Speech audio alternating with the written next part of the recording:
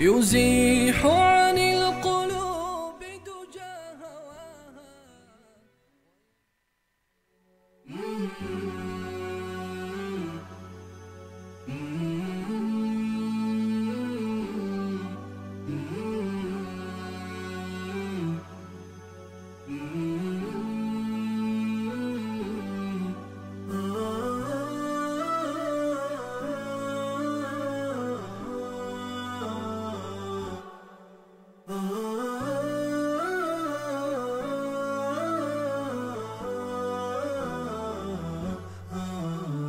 نداء الحق صوت قد شجاني،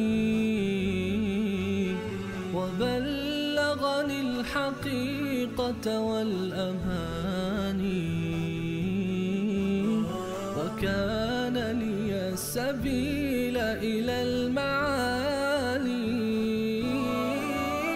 ونورا للهداية والبيان.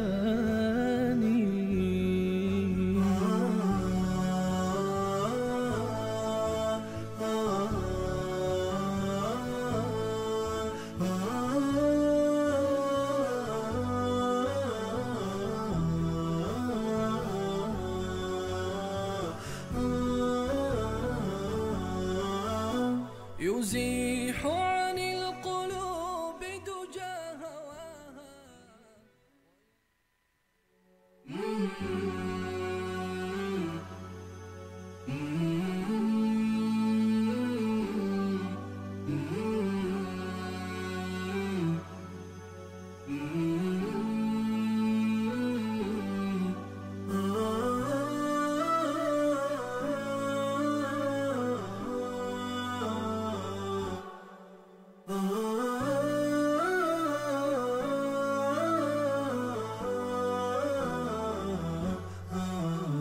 نداء الحق صوت قد شجاني، وبلغني الحقيقة والأماني، وكان لي السبيل إلى المعالي، ونورا للهداية والبيان.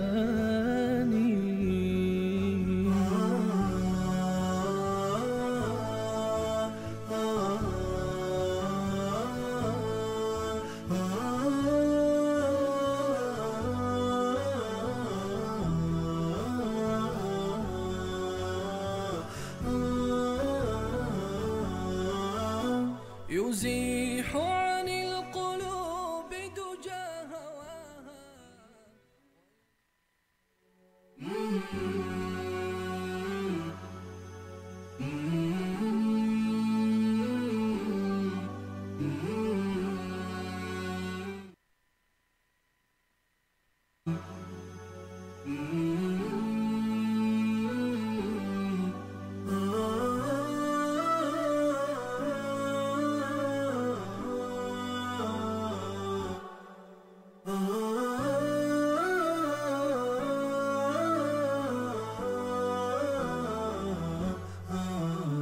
نداء الحق صوت قد شجاني، وبلغني الحقيقة والأماني، وكان لي السبيل إلى المعالي، ونورا للهداية والبيان.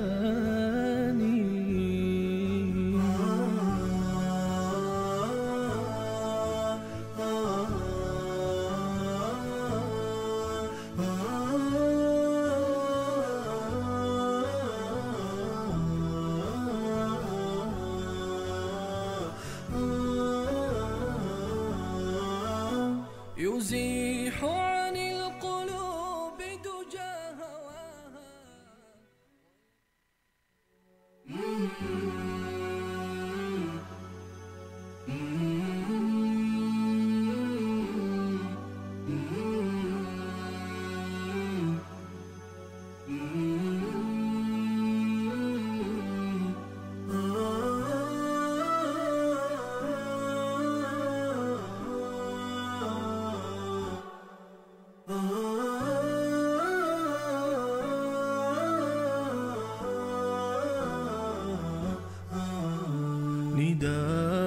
الحق صوت قد شجاني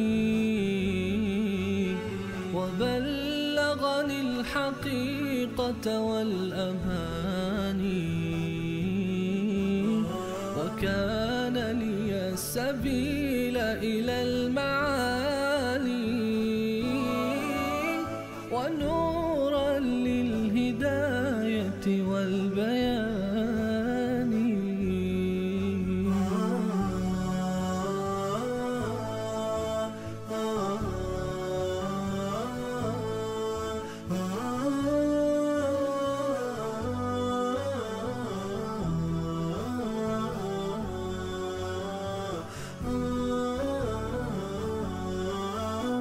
يزيح عن القلوب دجى هواها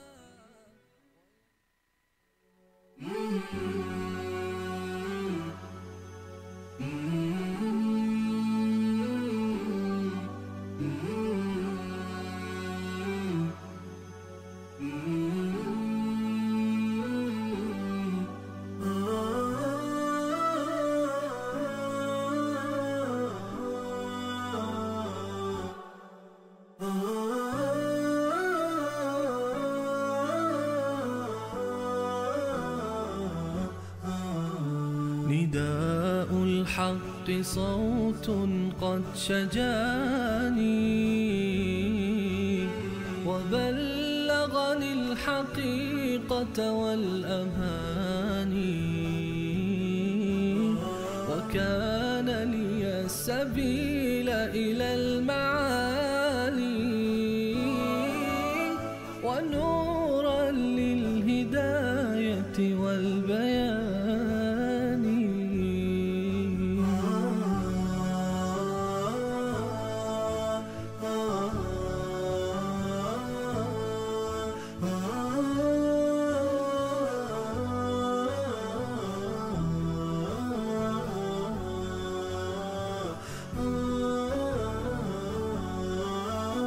يزيح عن القلوب دجى هواها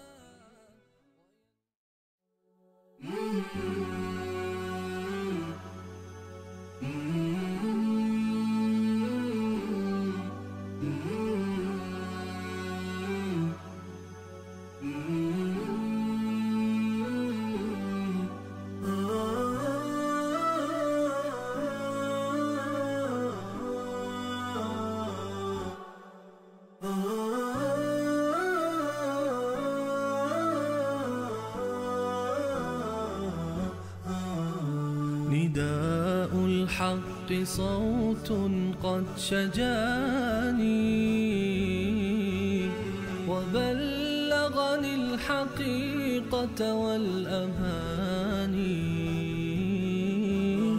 وكان لي السبيل إلى المعالي ونورا للهداية والبيان.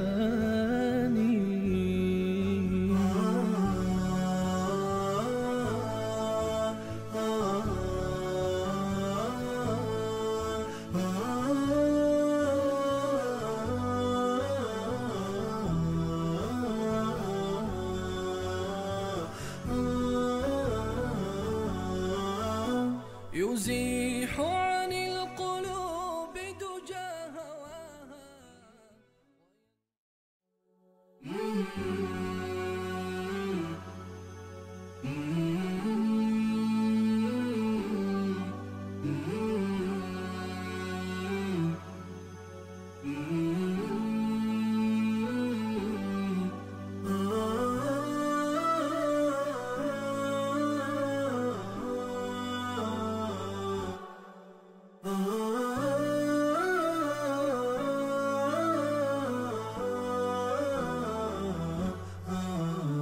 نداء الحق صوت قد شجاني وبلغني الحقيقة والأماني وكان لي السبيل إلى المعالي ونورا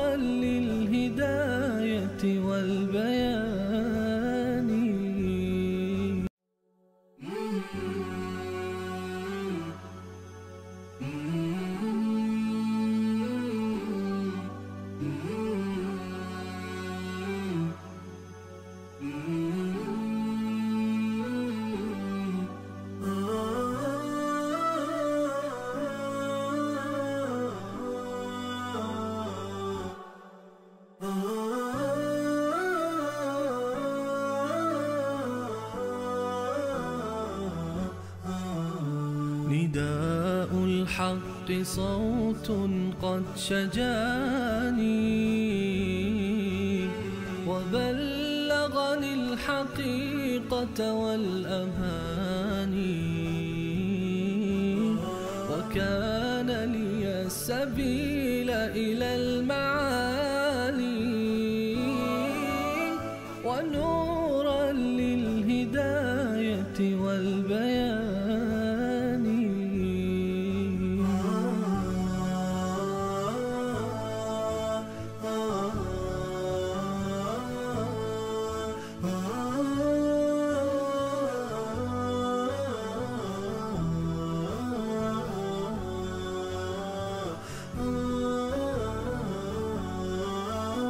يزيح عن القلوب.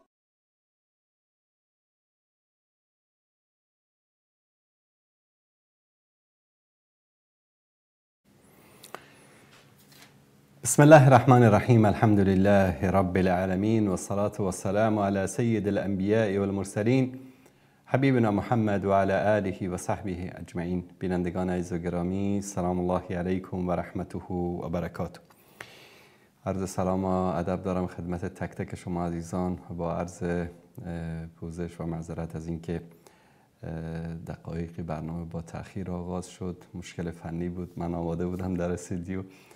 به هر صورت با یاری الله سبحانه و تعالی برنامه امروز رو آغاز می کنیم و در خدمت شما عزیزان و بزرگواران هستیم. میدونید که چند روز تا رمضان باقی است و این آخرین برنامه آن روی سکه هست که بعد از ماه مبارک رمضان ان شاء الله دوباره در خدمت شما عزیزان و بزرگواران با این برنامه خواهیم بود و به شبهات و کلیپ های ملحدین و روافض و دشمنان اسلام ان شاء الله در این برنامه همچنان تا زنده هستیم پاسخ خواهیم داد. در برنامه امروز هم چند تا کلیپی داریم از همین ملحد معروف کاوش که خدمت شما عزیزان پخش میکنیم و مطالب دیگری که انشاءالله در لابلای برنامه خواهیم داشت. تماسهای شما عزیزان رو میگیریم و در رابطه با چندین برنامه‌ای که داشتیم در رابطه با پاسخ شبهات این ملحدین، عزیزانی که دوست دارن آمادگیشون رو بگیرن در این شب میتونن در این برنامه اظهار نظر بکنن که آیا بعد از رمضان هم این برنامه رو به همین شکل ادامه بدیم یا نه. و همچنین پیشنهادی که ما کرده بودیم، چون بارها سر صدا را انداخته بودن که کسی نیست با ما بحث بکنه، گفتگو بکنه، مناظره بکنه، شبهات ما رو پاسخ بده. ما اعلان آمادگی کردیم، شبکه نور و در صفحه یوتیوب خودمون در ندا این برنامه به طور زنده پخش میشه. گفتیم بیایید تشریف بیارید در این برنامه، با هم گفتگو میکنیم در رابطه با شبهاتی که دارید و مسائلی که دوست دارید مطرح بکنید، با هم گفتگوی دوستانه می داشته باشیم. اما بهانه‌ای گرفتن و خلاصه فرار کردن که در برنامه امشب هم یک کلیپی در این مورد داریم، از ایشون پخش میکنیم. اما اولین کلیپی که در برنامه امشب خدمت شما عزیزان پخش میکنیم کلیپی است در مورد رمضان صحبت کرده. حقیقتش دوستان عزیز، من در ابتدا میخواستم واقعا یعنی با این انسان و با کسانی که با او هستن یک بحثی، گفتگوی، یک مساحتی از وقت به اینها اختصاص بدیم که بحث و گفتگو بکنیم. اما هرچی که داریم جلو میریم میبینیم که نه، اینا اهل گفتگو و اهل مناظره و اهل بحث علمی نیستن. بس یک سری انسان‌های احمقی هستند که حتی خودشون هم نمیدونن دارن چی میگن. یک نمونه از حماقت‌های این شخص رو میتونید در این کلیپ ملاحظه بکنید، با هم میبینیم، بعد در موردش صحبت میکنیم. حیوان که حیوان است، انسان را در جوش بگذاریم، شکم خود گرسنه نمیمونه، چون میدونه که شکم ما گرسنه مونم چشمای نامرادم سیاهی میکنه. شکم گرسنه ماندن در هیچ حالتی نمیتونه کمک کنه به انسان. فکر نکنم هیچ نیاز به این نیست که دلیل علمی بیارم. اگه انسان خودش را گرسنه نگه میکنه و چشمایش همین که سیاهی میکنه، اختلال در درونش ایجاد شده، وضعیتش خراب است، به غذا نیاز داره، به انرژی نیاز داره. چه فوایدی میتونه داشته باشه؟ میگه چه فوایدی میتونه روزه داشته باشه. و اینو به صورت کلیپ هم درست کردن و پخش کردن. با عرض معذرت به خاطر موسیقی که در کلیپ بود دیگه نمیشد که اون رو حذف کرد. والا انسان میمونه چی بگه به اینها. حالا یک کسی بیاد مثلا حداقل وقتی که میگن که ملحد یا خدا ناباور یا اعتقاد به علم و به منطق و به اینها داشته باشه، حداقل آدم بیاد علمی با اینها بحث بکنه. اما میبینیم که نه، اینا یک مش انسان‌های احمقی هستن که نه از علم خبر دارن، نه از دین خبر دارن، نه خدا رو میشناسن. همون جمله‌ای که در اولین برنامه از قرآن کریم آیه مبارک رو خدمت شما خوندم که اولئک کالانعام بل هم اضل، اینها مانند چارپایان هستند بلکه گمراهتر از چارپایان هم هستند. من در مورد رمضان از نگاه دین، از نگاه شریعت که الله سبحانه و تعالی یک ماه به ما این فرصت را داده که هم ذکر بکنیم هم روزه بگیریم، فواید روزه، فواید ماه رمضان، فواید روحیش، فواید اخلاقیش، فواید اجتماعیش، فواید دینیش، فواید دنیویش، فواید اخرویش، در طول این تقریبا میشه گفت حدود 15 سال که شبکه‌های توحیدی اومدن، قبلا علما در مساجد، دعوتگران در مورد صحبت کردن. من هیچ صحبتی نمی کنم چون که به اندازه کافی در این مورد صحبت شده. امروز اگر از یک کودک خردسال مسلمان هم بپرسید در مورد فواید روزه، هم فواید اجتماعیش، هم فواید اخلاقیش، هم فواید دینیش، هم فواید صحیش میدونه. اما این که از حیوان هم گمراه تر باشه این رو نمیدونه. من گفتم در این موارد اصلا صحبت نمی کنم. کلیپ یک دکتر فارسی زبان، البته به عربی و به انگلیسی و به زبانهای دیگه تا دلتون بخواد، مقاله ها، پژوهش‌های علمی، شما به هر زبانی که بلدیت داشته باشید، فارسی، عربی، انگلیسی، روسی، فرانسی، آلمانی بنویسید، از پزشک‌های غیر مسلمان در مورد فواید روزه نه، چون یکی از مشکلشون این است که نمیخوان که ربط بدن به ماه رمضان و روزه، فست بهش میگن و نمیدونم آب درمانی و نمیدونم گرسنگی کشیدن و نخوردن و نه آشامیدن و بعد ساعتهای طولانی هم براش در نظر گرفتن، نمیدونم 12 ساعت، 15 ساعت، 17 ساعت، 24 ساعت، 36 ساعت، 72 ساعت، حتی تا دلتون بخواد هست. اما این که باید دکتری هم هست که حالا نگن که در ایران زندگی میکنه یا در افغانستان یا در کشور اسلامی، در غرب زندگی میکنه، پزشکی است، در این مورد صحبت میکنه. کلیپش رو با هم میشنویم. این رو جوابی باشه برای این احمق کودن بی سواد بی علم که گمراهتر از چارپایان است. وقتی شما از 17 ساعت بیشتر حدوداً فست میمونی، بدنت شروع میکنه، من کلا شبیه سازی رو خیلی دوست دارم تو پزشکی برای مردم که توضیح میدم. میاد چی کار میکنه؟ یه وانتهایی بودن با بلنگو را میافتادن تو کوچه، کاسه شکسته، دمپایی پاره، ماشین لباسشویی کهنه میخریم. همین اتفاق تو بدن میفته.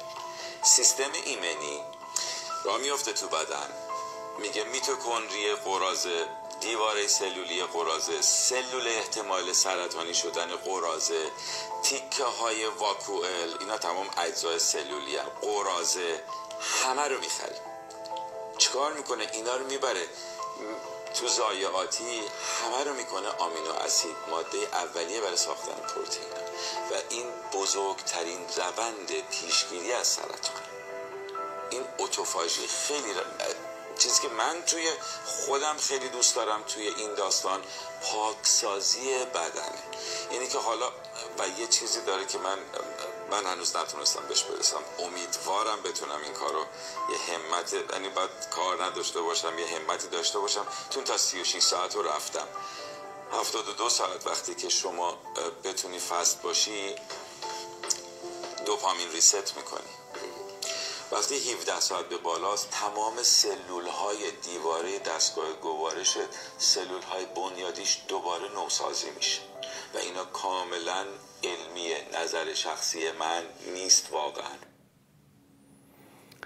بله دوستان عزیز، این نظر یک پزشکی که نمیدونم مسلمان هست، به خدا ایمان داره یا نداره، کلا داره علمی و از نگاه طبی و پزشکی داره صحبت میکنه، علمی داره صحبت میکنه. این نظر این پزشک و اونم نظر کسی که گمراهتر از چارپایان است. و من تعجب میکنم، یعنی حالا شما مثلا بیدین هستی، به خدا اعتقاد نداری، به قرآن اعتقاد نداری، به ماه رمضان اعتقاد نداری، به روزه گرفتن از نگاه شرعی اعتقاد نداری، اما حداقل انسان یک مسئله‌ای که علمی باشه و به نفع انسانیت هست و به نفع تندرستی و صحتمندی بدن انسان هست، حداقل به این که باید اعتقاد داشته باشی. و این بدبختی این مردم است که الله سبحانه و تعالی هدایتشون بکنه اگر قابل هدایت هستن. به در مورد بحث مناظره، الحمدلله من این کلیپ رو دوستان برای من فرستادن، خیلی خوشحال شدم با دیدن این کلیپ. میدونید چرا؟ چون که داره دکان اینها بسته میشه. حالا یک وقت قزوینی رو مثلا سازمان تبلیغات اسلامی میلیاردها ریال ایرانی خرج کرد که در کانال ولایت ایشون رو علم کردن و بعد از اون در یک جلسه سری که داشتن که یکی از دوستانی که هدایت شده بود از داخل خودشون کلا جریان جلسه رو برای من نوشت، میگه که گفتن که بابا ما اینجا میلیاردها ریال خرج کردیم رو شبکه ولایت و آیت الله قزوینی، این انصاری میاد با یه برنامه آن روی سکه به اصطلاح دکان اینو تخته میکنه، دیگه نیاز نیست که ما این همه خرج بکنیم، چون که این طرف دیگه الان در نزد شیعه و سنی اعتبار خودش رو از دست داده. شما تصور بکنید که حتی شیعیان دیگه بی‌اعتماد شده بودن به این شخص، میگفتن این آقای آدم دروغگویه. ببینید دروغ گفتن زشته، در نزد اهل سنت زشته، در نزد شیعیان زشته، در نزد هندوها، بوداییها، مسیحی‌ها، یهودی‌ها، هر کسی که به خدا نه، به یک چیزی که اعتقاد داشته باشه، به انسانیت اعتقاد داشته باشه، نمیدونم به یک چیز ماورای طبیعت اعتقاد داشته باشه، به یک آیین، حتی کمونیست، حتی نمیدونم ناسیونالیست، در هر گونه انسانی که یک کمی یک درصد اخلاق داشته باشه میدونه که دروغگویی یعنی زشته، بده، خوب نیست. اما در نزد اینها نه، این جماعت یعنی تا دلشون بخواد باید اینا دروغ بگن.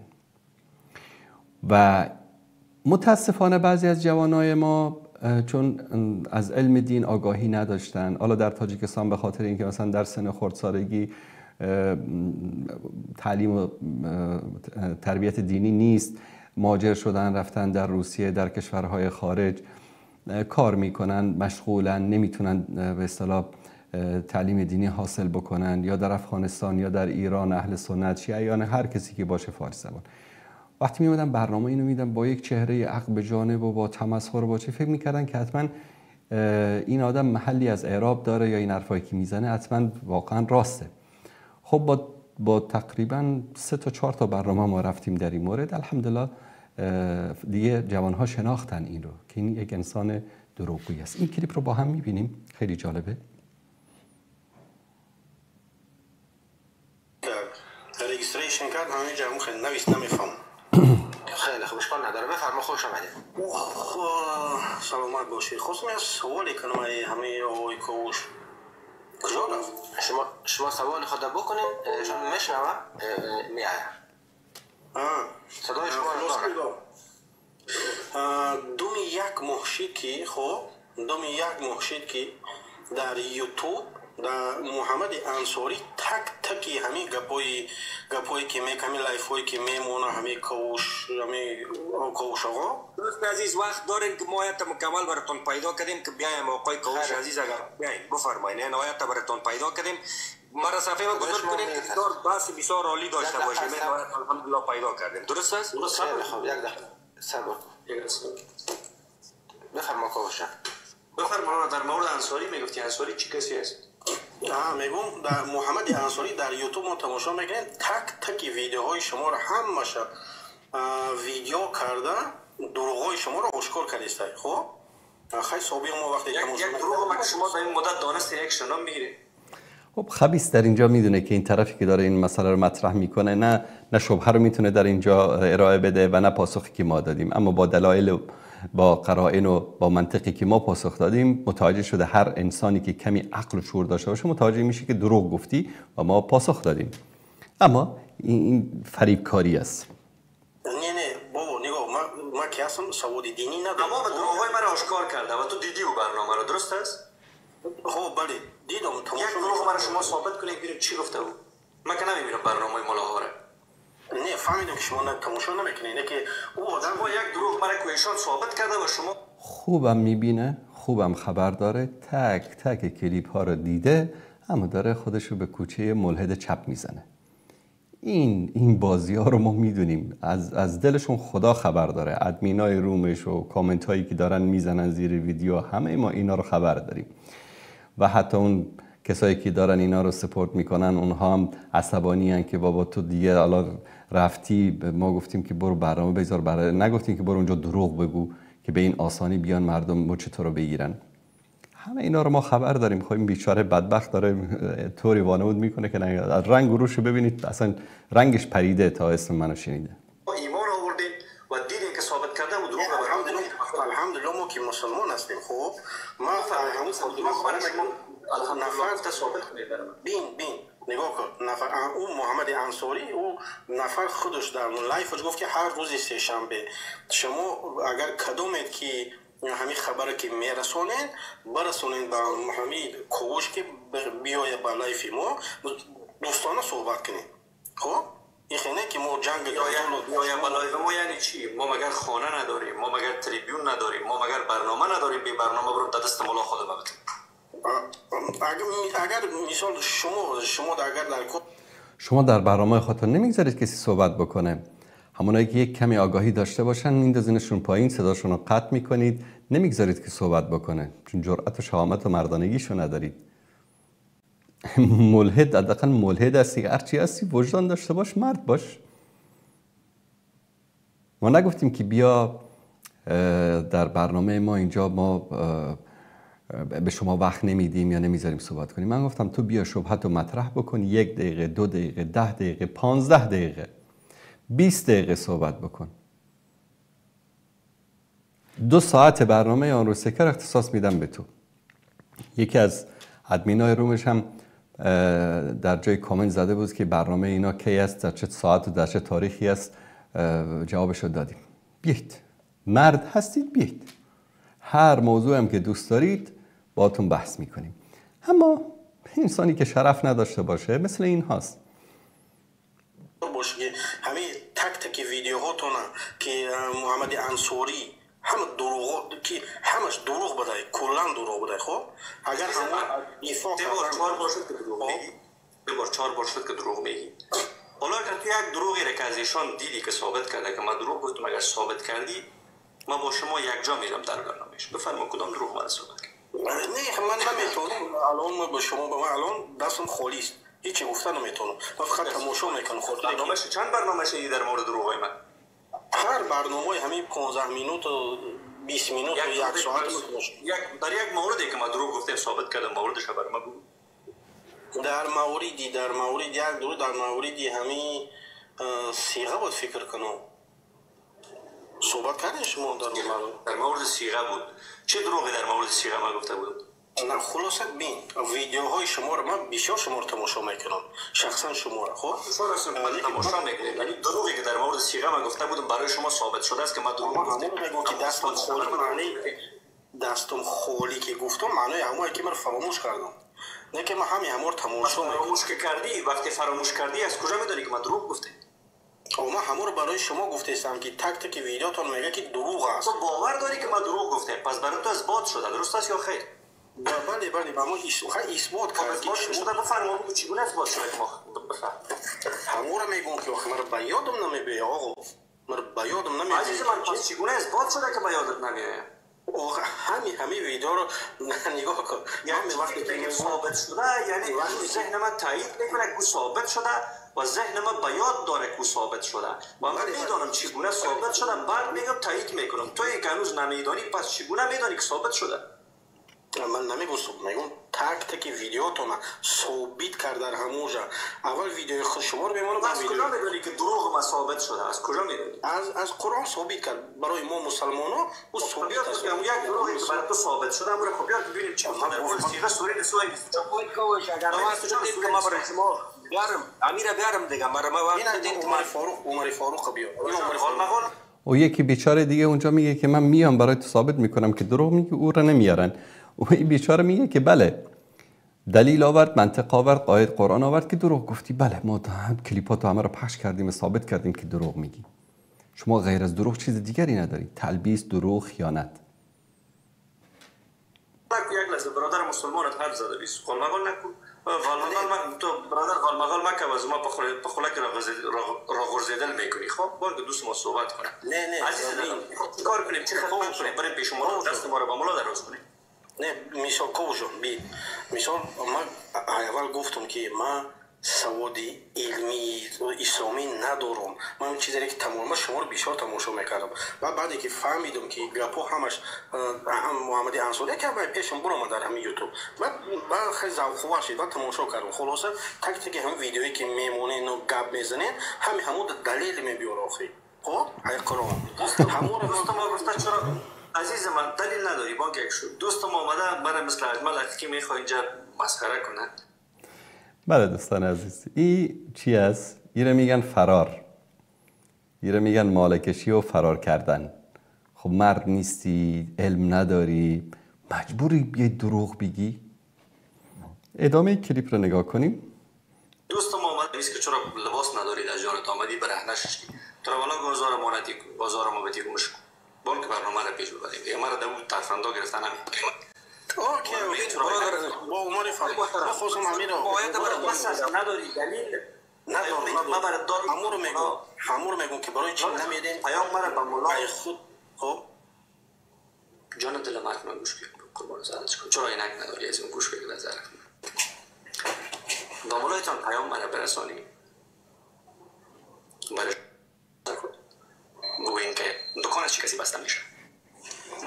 دکان از مولا بسته میشه. دکان شما بسته میشه. الحمدلله امروز علمای دین و دعوتگران نه دکانی دارن و نه از ماورای دعوت و روشنگری که میکنن سود مالی برایشان میرسه. شما دکانتون بسته میشه که هر لایفی که میرید چند صد دلار سود میبرید و اون کلیسایی که پشت سرتان وایستاده که براتون کمک میکنه کمک اونها قطع میشه. ما دکان شما رو داریم بسته میکنیم. اصلا دوستان عزیز یک سوال موجه و منطقی. برید امین اسلام بالفرض محال طبق گفته اینها نه خدایی است و نه پیغمبری است و نه هیچ اصلا دینی وجود نداره.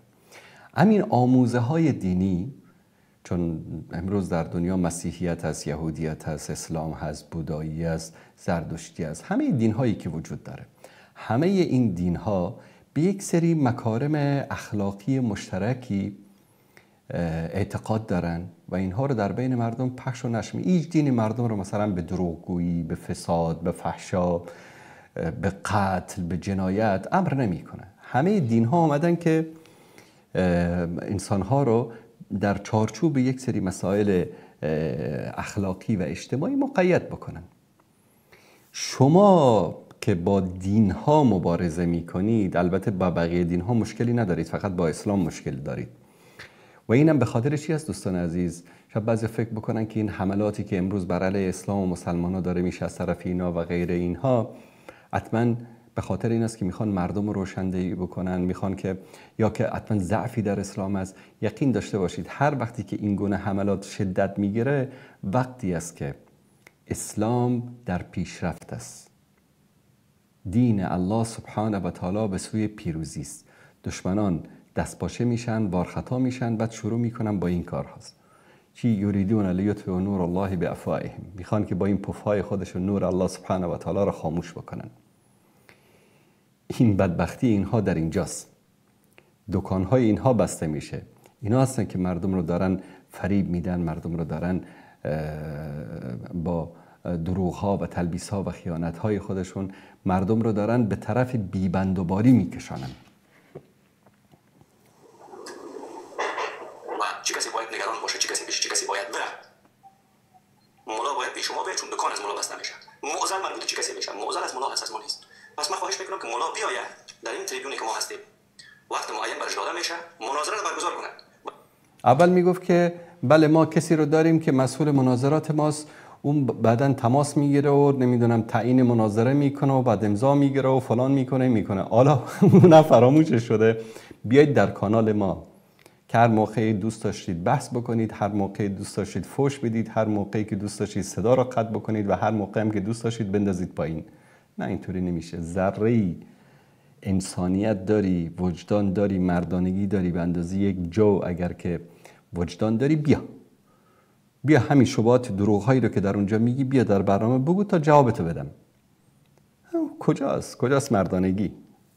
برای ملاها بگوین هر کدامش که حاضر هستن با 3 تا مناظره ما براشون از اینجا پیشنهاد میکنم کاملا بی‌طرف با 3 تا مناظره اونا تعیین کنند که ما در برابرش لبیک بگویم. هر چیزی که دل دردمندشون میخواد ما قبول داریم، اما 3 تا مناظره ما رو تعیین کنند. پدافعی بودن محمد، اثبات پدافعی بودن محمد پیامبر اسلام که با دختر اسلام عزیز من مایک دادم که ما برنامه رو ریکورد میگیرم براشون روان میکنم. لطفا یک مسئله تحریف قرآن، دو مسئله سیام فحشای مقدسی به نام رضا کبیر در اسلام. هر مولا با هر تعداد کتابی که در پشت سر خود داره با این 3 تا مناظره اعلام آمادگی کنه من گفته است. امیون ما باید آوردیم که یک بار دیگه ما سر ما تو خودی نمیگم تو چگونه تاب میارن از خانواده نازنین دلش نمیز شب بود تو مغز ما خوردی. پس من خواهش میکنم هموطن نازنین که این 3 تا تاپیک رو با مولاهایتان اعم از انصاری تا مولایی که در ایران هست اسمش چی است؟ مولای اهل سنت است، بلوچ هم است، تا اون مولا برسان ما در خدمت هستم. ما فرار نمیکنیم، واقعیت رو میپذیریم. اگر واقعیت با اسلام و قرآن باشه من دوباره حاضر هستم.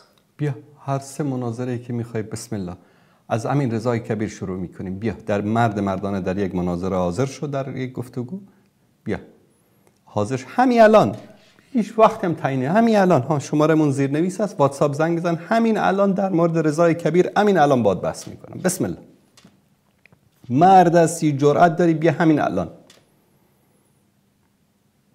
الان بیا در موردش بحث بکنیم با صدا و تصویر، واتساپ. چیز سختی هم نیست. یعنی شما بگید که والله من بگم که برای طریق ستلایت بیا و نمیدونم از مریخ و مشتری و زحل بیا، نه طریق واتساپ ویدیوی زنگ بزن میاریم اینجا در همین صفحه تلویزیون 2 تا پنجره، یکیش تو یکیش من. بسم الله با دلیل، با مدرک، با سند، با متن، هر دلیلی که داری ارائه بده، پاسختو بگیر. بسم الله. دیگه نگید که بهانه کردید. بس امین از رضای کبیر شروع میکنیم. مناظره بعدی رو من تعیین میکنم. دروغ کاوش در علم جنین. دروغ گفتی که مراحلی که علم جنین در قرآن ذکر شده در کتاب گالین یا جالینوس اومده. کتاب جالینوس رو میاری، دسیمن صفحه 50 رو، همون چیزی که ادعا کردی رو، متن انگلیسیش رو میخوانی، به فارسی ترجمه میکنی. منم اینجا که اصل کتاب رو دارم نشون میدم تا سیروی شود در که در او غش باشد. بسم الله. وقتی میگیم دروغ میگید با دلیل ثابت کردیم که دروغ میگید. فریبکاری نکنید، مردم رو فریب ندید. اینم فرار بهانه‌جویی ایشان از مناظره و گفتگو. دوستان عزیز که این شجاعت و مردانگی رو ندارن که اینها بیان به اصطلاح چیکار بکنن، گفتگوی و مناظره بکنن. و این واقعیت است. واقعیت است که همه شما عزیزان باش آشنا هستید. بیاید یکمی مسخره بکنیم این شخص رو. دوستان عزیز این کلیپ رو با هم ببینیم. از نظر ما مسلمان‌ها ما قبلا میگفتیم که اینا میمون زادن چون که اصل اعتقاد ملحدین بر این است که یک میمونی بوده، جد امین آقای کاوش و جناب شامپانزه. بعد ایشون آیسته دمش رو در یک تله از دست داده، بعد از اون ژن دمش مرده، بعد از اون آیسته آیسته این کمرش هم یک کمی کج بوده راست شده، پاهاش هم کج بوده راست شده، بعد این دماغش هم که اینطوری جلو آمده بوده دوباره پس رفته، رنگ پوستش هم سفید شده. میگن شاید رد میشده توی چای وایتکسی افتاده خلاصه سفید شده، حالا هر طوری که شده. بعد ایشون فرزند همون میمون است، یعنی کاوش ابن شامپانزه یا کاوش شامپانزه زاده. جدیداً کشف کردیم که اینها چند پدره بودن، یعنی تنها پدر اینها میمون نیست، پدرهای دیگری هم داشتن که معرفی میکنه در این کلیپ، با هم دیگه بشنویم.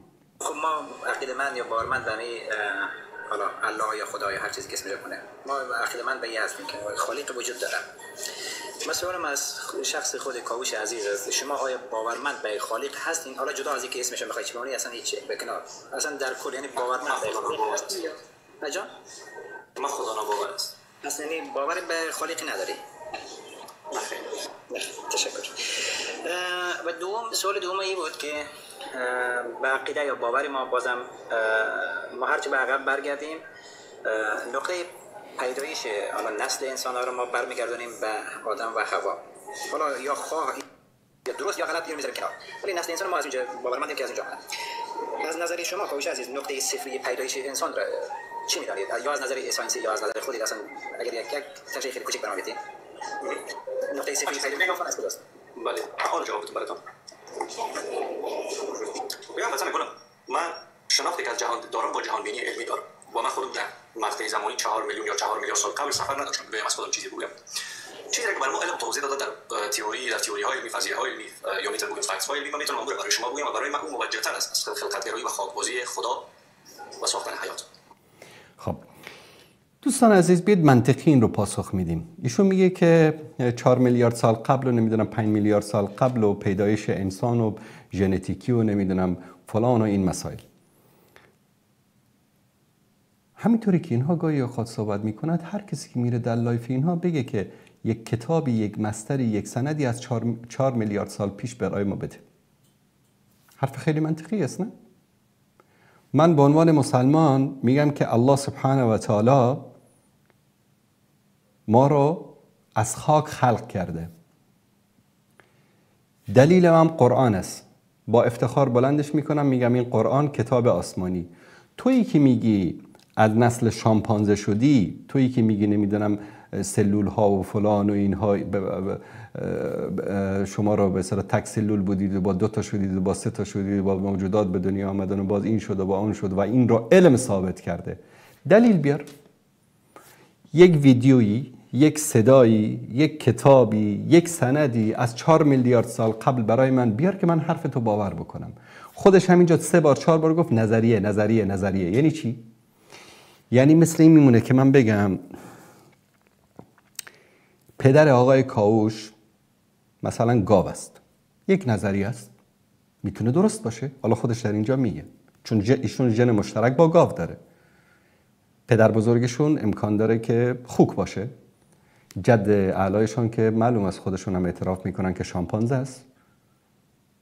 خب الان تو یک دلیل منطقی برای من بیار که این نظریه من مردود است. تو که از 4 میلیارد سال رو ولش کن، 100 سال پیش، 200 سال پیش، 500 سال پیش، 600 سال پیش، 1000 سال پیش، برای من یک مدرک علمی بیار از همه این نظریات علمی که تو به اون معتقد هستی. ببینید دوستان عزیز، همونطوری که ما الله سبحانه و تعالی رو میپرستیم و اسلام رو به عنوان یک دین قبول میکنیم، اینها علم رو میپرستن و علم رو به عنوان یک دین قبول کردن. علمی که هیچ سند و ثبوتی نمیتونه برای شما ارائه بکنه برای گفته‌های خودش. برو برای من از 2000 3000 4000 سال پیش چیزایی که ادعا میکنی، چون یک وقت چی میگفتن این قضیه تبدیل شدن شامپانزه به انسان 1000 سال پیش، ببخشید 10000 سال پیش اتفاق افتاده. بعد یک جسدی پیدا کردن، اسکلتی پیدا کردن از یک آدمی قدمتش مثلا بود 100000. گفتن نه 100000 سال پیش، 150000 سال پیش این اتفاق افتاده. اسکلتی پیدا کردن که از 1 میلیون سال پیش بود. بعد گفتن نه 2 میلیون سال پیش این اتفاق افتاده. اسکلتی پیدا کردن که مثلا از 100 میلیون سال پیش بود. بعد گفتن نه از 300 میلیون سال پیش این اتفاق افتاده. هرچه که اسکلت‌های جدید کشف میشد، اینا چیکار میکردن؟ اینها میومدن 200-300 میلیون سال به عقب میکشاندن قضیه تطور به اصطلاح تبدیل شدن شامپانزه به انسان. چرا؟ چون دلیل نداشتن، چون به اصطلاح به یک سند و مدرکی استوار نبود. فقط همینطور الان بعد میگن نه اصلا حرف از میلیون گذشته به میلیارد رسیده. بیارن دلیل، از ما دلیل میخوان. نه ما خب این دلیل با قرآن این دلیل من است. میگه دلیل تو قبول ندارم، مثلا این کتاب رو خود محمد نوشته صلی الله علیه و آله و سلم. اوکی محمد نوشته بالفرض محال علیه الصلاه و السلام. تو بیار اصلا یک کتابی از 1 میلیون سال پیش بیار که یک عالمی نوشته باشه در مورد همین نظریاتی که شما بهش اعتقاد دارید. شما هم به یک سری اوهام اعتقاد دارید. اونا به مسلمانان میگن که شما به یک سری اوهام اعتقاد دارید. خدای شما وهم است، دین شما وهم است، جبرئیل وهم است، بهشت و دوزخ وهم است. شما هم به وهم اعتقاد دارید، اما اون وهمتون رو اسمشو گذاشتید علم. نهاد بشر از کجا آمده؟ دلایل موجه و اشارات به شواهدی که وجود دارد. انسان با تمام محیطی که در پیرامونش هست، موجودات زنده، یک صدای موزیک مزاحمت میکنه. با اونها نیای مشترک داره. این نیای مشترک یعنی چی؟ یعنی با اونها اشتراک ژنی داره. این اشتراک ژنی یعنی چی؟ این اشتراک ژنی یعنی اینکه ما با اونها در یک مقطع زمانی یا در مقطع‌های زمانی متفاوت یک جا بودیم، یا بگم در یک کالبد بودیم. یعنی ایشون در یک مقاطع زمانی با همه حیوانات و سبزیجات و میوه‌جات به اصطلاح در یک کالبد بودن، یک اشتراکات ژنتیکی دارن. البته ایشون با مدفوع انسان ها هم اشتراکات ژنتیکی دارن، چون اون آبی که نوشیدن، غذایی که خوردن، خب این مدفوع انسان ها در روی زمین ها بوده، باران روش باریده، بعد اون جذب زمین شده، بعد از اونجا اینا میوه و سبزی اون چیزها رو کندن و خوردن. خب اینا اشتراکات جنسی با مدفوع و با به اصطلاح بقایای نجاست های انسان ها هم دارن. اینا با همه چیز ژن مشترک دارن. مشترک داشته، نیاهای مشترک داشته. این بزرگترین شاهدی برای توضیح این است که ما نمیتونیم زمانی را پیش فرض بگیریم که هیچی نبوده و یک بارگی انسان وارد مبحث شد و یک بارگی انسان آفریده شده. یعنی انسان تدریجی گونه به نام هومو ساپینس ساپینس گونه است که تدریجا در ظرف چند میلیارد سال، حداقل 3 میلیارد سال که امروز ما شاهد وجودش هستیم، شکل گرفته. 3 میلیارد سال پیش ایشون با همه بقیه موجودات در یک کالبدی بودن، بعد از 3 میلیارد سال پیش به این طرف هایسه شدن انسان، بعد میمون شده، بعد میمون شده انسان. دلیل بیار.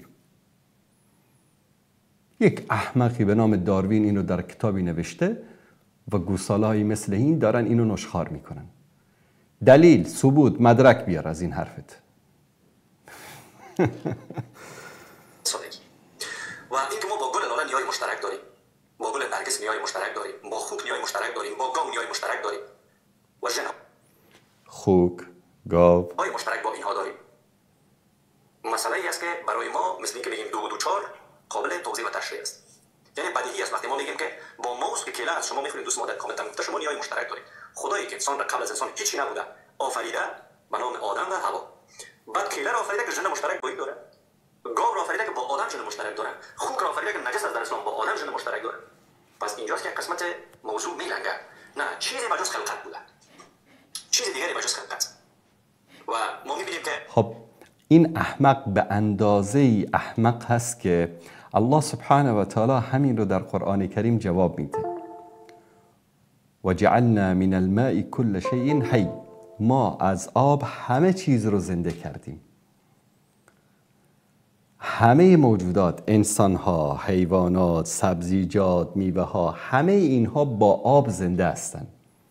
الله متعال به این شکل منطقی میاد این رو جواب میده. بعد این گوساله شامپانزه زاده، گوساله زاده، من قبلا بهش گفته بودم گوساله، بعد تعداد دوستان عصبانی شده بودن که آقا چرا گوساله میگی به این آدم. الان خودتون دیدید میگه که با گاو ژن مشترک داره، با خوک ژن مشترک داره.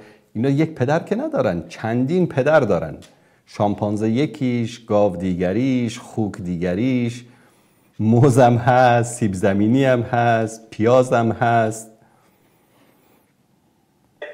وقتی ما در مورد شکل‌گیری گونه هومو ساپینس ساپینس صحبت می‌کنیم 30 میلیون سال قبل ما شاهد وجود دیپ‌ها هستیم که نخستین اجداد گونه هومو ساپینس ساپینس محسوب میشه. ایپا که اون ایپا نیای مشترک میان ما و سایر میمون ها بوده. نیای مشترک میان ما و سایر میمون ها. اگر میخوایم بگیم که گونه هومو ساپینس از کجا شکل گرفتن یا چگونه آمدن، ما میتونم بگیم که ما 5 میلیون سال نخستین گونه ای که به نام گونه بشر یاد شد شاهد حضورش در سیاره به نام سیاره زمین بود. 3 میلیون سال پیش مشترکات داشتن با میمون، 10 میلیون سال پیش در زمین. بابا جان امروز اسکلت های پیدا شده که 100 میلیون سال قدامت داره. این بی عقل بی منطق هنوز از این چیزا خبر نداره. چی میشه گفت به اینها؟ میمون زاده، گاو زاده، خوک زاده. که تا امروز به شکل تدریجی اون گونه در اثر تحولات طبیعی، در اثر جهش های ژنتیکی که علت جهش هم میدونیم آب و هوا هست، علت بعدی جهش یا عامل جهش وجود رادیواکتیو هست و چند عامل دیگه هم داره که مهمترینش آب و هوا، وجود رادیواکتیو و همچنین اتمسفر که در سیاره ما حاکم هست. اینا علت های جهش هستن و همچنین مسئله نچرال سلکشن یا گزینش طبیعی. خب یک سوال خیلی منطقی میپرسیم.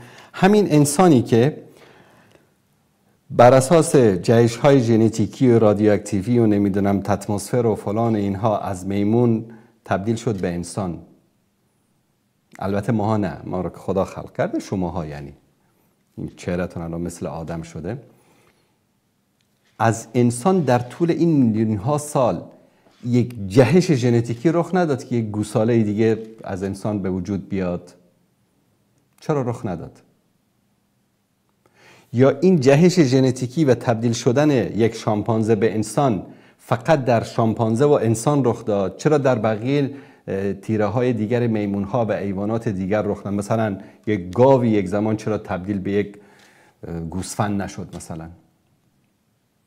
اصلا همه اینا رو بگذاریم. همین 3 میلیون سال پیشی که میگی، دلیل برای من بیار، دلیل، سند، مدرک برای من بیار.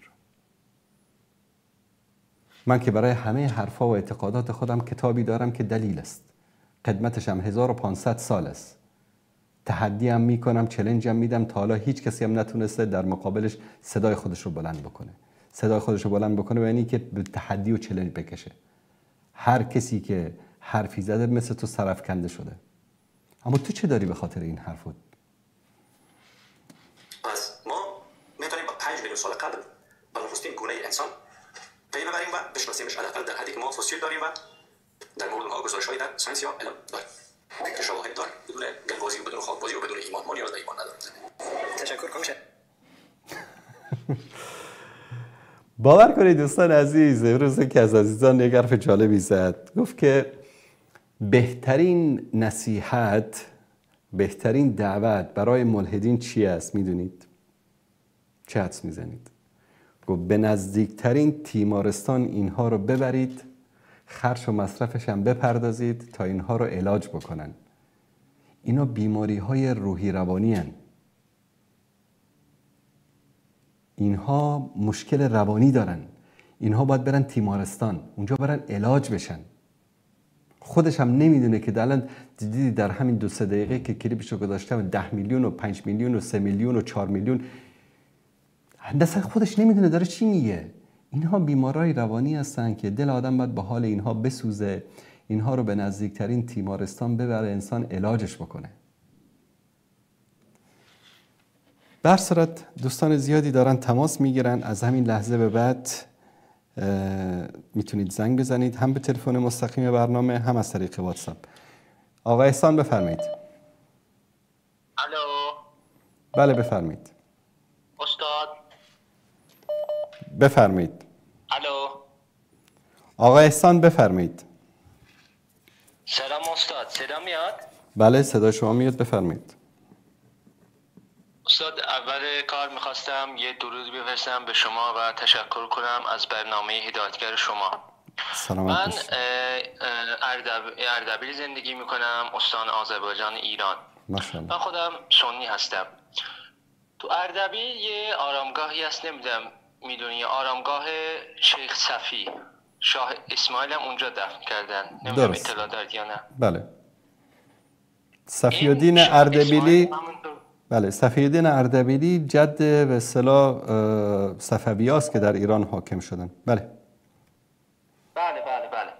این شاه اسماعیل هم اونجا دفن کردن، مؤسس سلسله صفویه. بله. این شاه اسماعیل که یک تروریست به تمام معنا بود، کل ایران رو قتل عام کرد، برای اینکه شیعه بکنه به زور شمشیر. این راهش با مردنش تموم نشد. پسراش، نوه‌هاش، حتی شاه عباس که بزرگترین شاه صفوی بود هم به این کارش ادامه داد و نه تنها سنی، حتی زرتشتی‌های ایران هم قتل عام میکرد. دو تا راه داشتن، یا باید میمردن یا باید شیعه میشدن. شیعه شدن در ایران به زور شمشیر بود، نه به انتخاب خودشون. اینایی که میان میگن اینا همشون تروریستن. حتی اینا تو آرامگاهشون اون شمشیری که با اون هم نمیکرد، همه جا فتح میکرد، مردم رو به زور شیعه میکرد، اون شمشیر رو زدن اون بالا به نشانه افتخار. یه متن نوشتن که شاه اسماعیل قراره با این شمشیر باسن شما رو دوشکه کنه. مرد که وهابی، مرد که تروریست، باسن شما رو من میدونم که کجای شما داره میسوزه. یک آفتابه خدمتون بفرستم. اینا درست میگن که الصراخ به قدر العلم، یک مثل عربی است، میگن داد و بیداد به اندازه دردی است که به انسان میرسه و این دردی است که به شما رسیده. چنان لطوپار کردیم صفویتتون رو که در تاریخ ما در ایران همین سقوط صفویت و اینها رو در یک پاراگراف خیلی کوچک مختصر کردن در تاریخ. اصلا بهش نمیپردازن، به این دوره اصلا نمیپردازن. چرا نمیپردازن؟ یکی از جرم و جنایت هایی که کردن، یکی به خاطر وضعیت فجیعی که اینها گم شدن از ایران. از یک طرف افغانهای شجاع، مردم دلیر و شجاع افغانستان، محمود افغان الله مطال رحمتش بکنه، اومد تا اصفهان، چنان اینها رو از فرق سر تا باسنشون چنان زد اینا رو که سوزشش تا الان داره جیغ و سر صدای اینها رو بلند میکنه. خلاصه وقتی اومد اصفهان،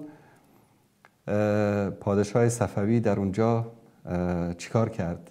اینا میگم که اینها دیوسن، آخونداشون، اینا رافض، همه یک 700-800 تا کنیزی داشت در حرمسراش. همه اینها رو تقدیم شاه افغانستان کرد، گفت اینا مال تو، فقط منو جانمو ببخش. اینم دلش سوخت، گفت برو. همین که بیرون رفت یا برگشت گفت این دیوس چیکار کرد؟ زناشو به من بخشید، خودش فرار کرد، برید بیارینش. رفتن آوردنش، خلاصه اونجا گردنش رو زد و 25 سال افغانهای مرد و شجاع و دلیر و با ناموس و با غیرت در پایتخت صفویان دیوس بی غیرت نامرد ظالم آدمکش حکومت کردن و از حرمسرای اونها لذت بردن. حالا تافیا خالدونتون بسوزه. از یک طرف هم ترکای سنی عثمانی اومدن تا همدان هر چه بود تار و مار کردن، هر چه بود، و این سلسله منحوس جنایتکار رو از صفحه گیتی محو و نابود کردن. کیف کردی؟ میخوای بیشتر از اینم بهت بگم؟ بیننده عزیز سلام علیکم، بفرمایید. الو. بله بفرمایید. الو. بله سلام علیکم، بفرمایید.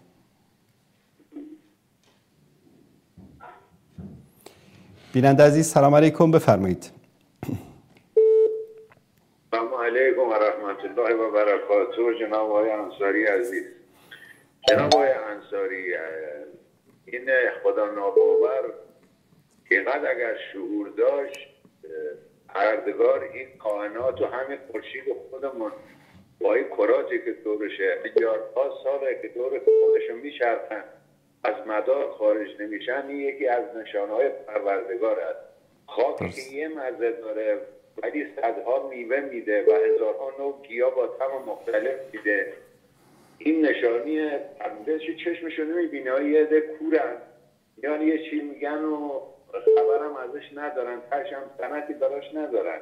درست. بعد میان یه چیزی عده هم هستن که حرفشون رو باور بکنن. یکی هم مثل این قدرنامه که الان اومد یه ساعت توضیح داد، ما هرچی میکشیم الان این مملکت ایران به قرقره نابودی کشیده از شاهزاده‌های صفوی لعنتیه درست که اومد بلا سر این مردم آورد. الان ادامه اونا داره، همون لذتشون ادامه داره که این مردم در فقر و بدبختی غرق کردن. این همه سرمایه 9.5% عقایر طبیعی خدا داده در اختیارشونه. 70 میلیون زیر خط فقر زندگی میکنن. من یکی از اومدن اینا فقط خوشحالم که ما را سپاس میگویم که ملحکی بودم، شیعه زاده و برگشتم به اصل اسلام، ناب محمد و قرآن، که از الان سرم رو بذارم زمین 100 سال عمر کنم هیچی هم نخورم، شکر کنم از پروردگارم، جبران هیچی نمیکنم. الحمدلله. حداقل آخر عمری فهمیدم که این مزه توحید رو فهمیدم که چی هست، از شرک و پرستی در اومدم. الحمدلله.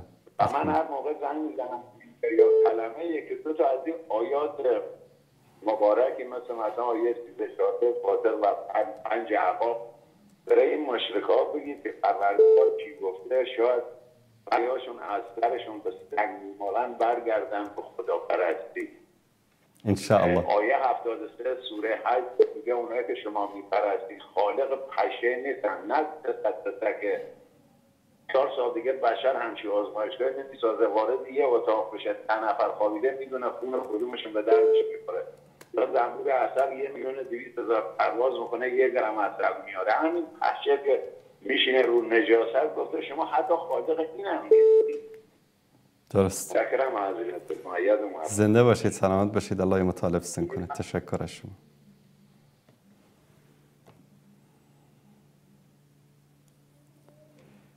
بیننده عزیز سلام علیکم، بفرمایید.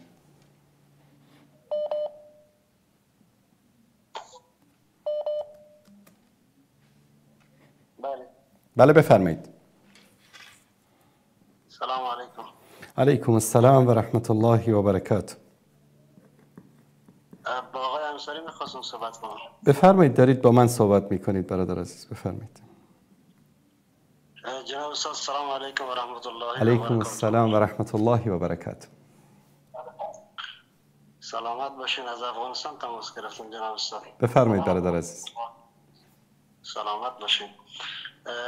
این آقایی که بیشتر صحبت کرد و گفت که سنی هستم و بعد پیش رفت بعضی از صحبت‌ها خیلی جالبی ارائه کردن، از آخرم متاسفانه خیلی یک حالت وقیحانه بگیم، متاسفانه باز یک حالت طنزآمیزی ارائه کردن و نه برادر عزیز، اینها هر چه که سعی و تلاش بکنن اون به اصطلاح طینت پلید خودشون رو نمیتونن پنهان بکنن، در آخر رو میکنن به هر صورت.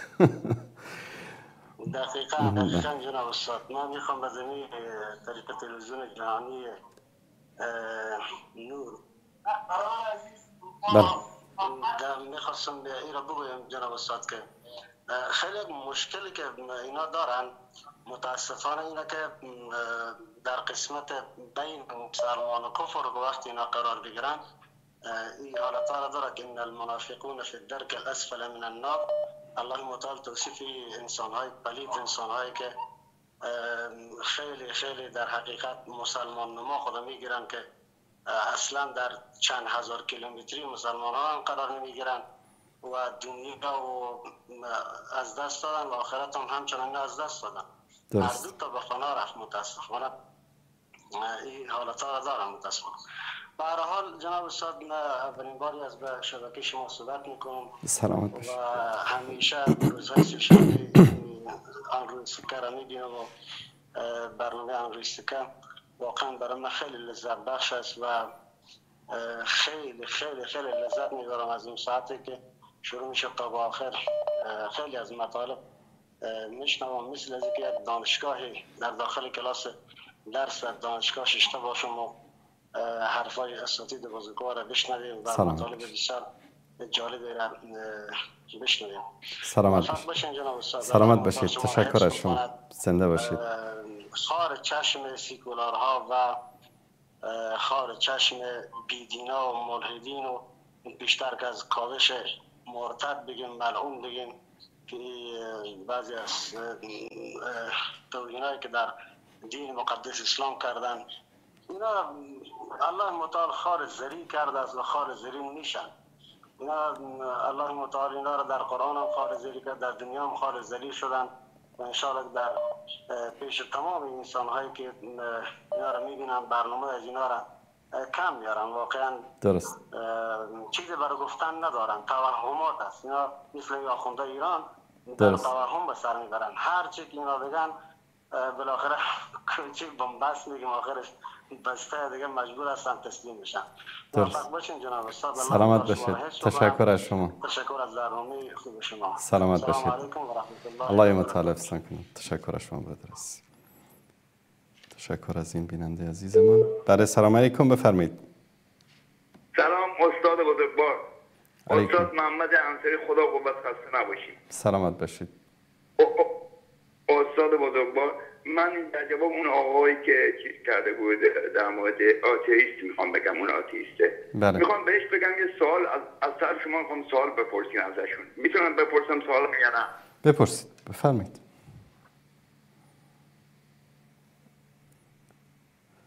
متاسفانه تماسیشون قطع شد. آقای محمد رضا. آقای محمد رضا بفرمایید.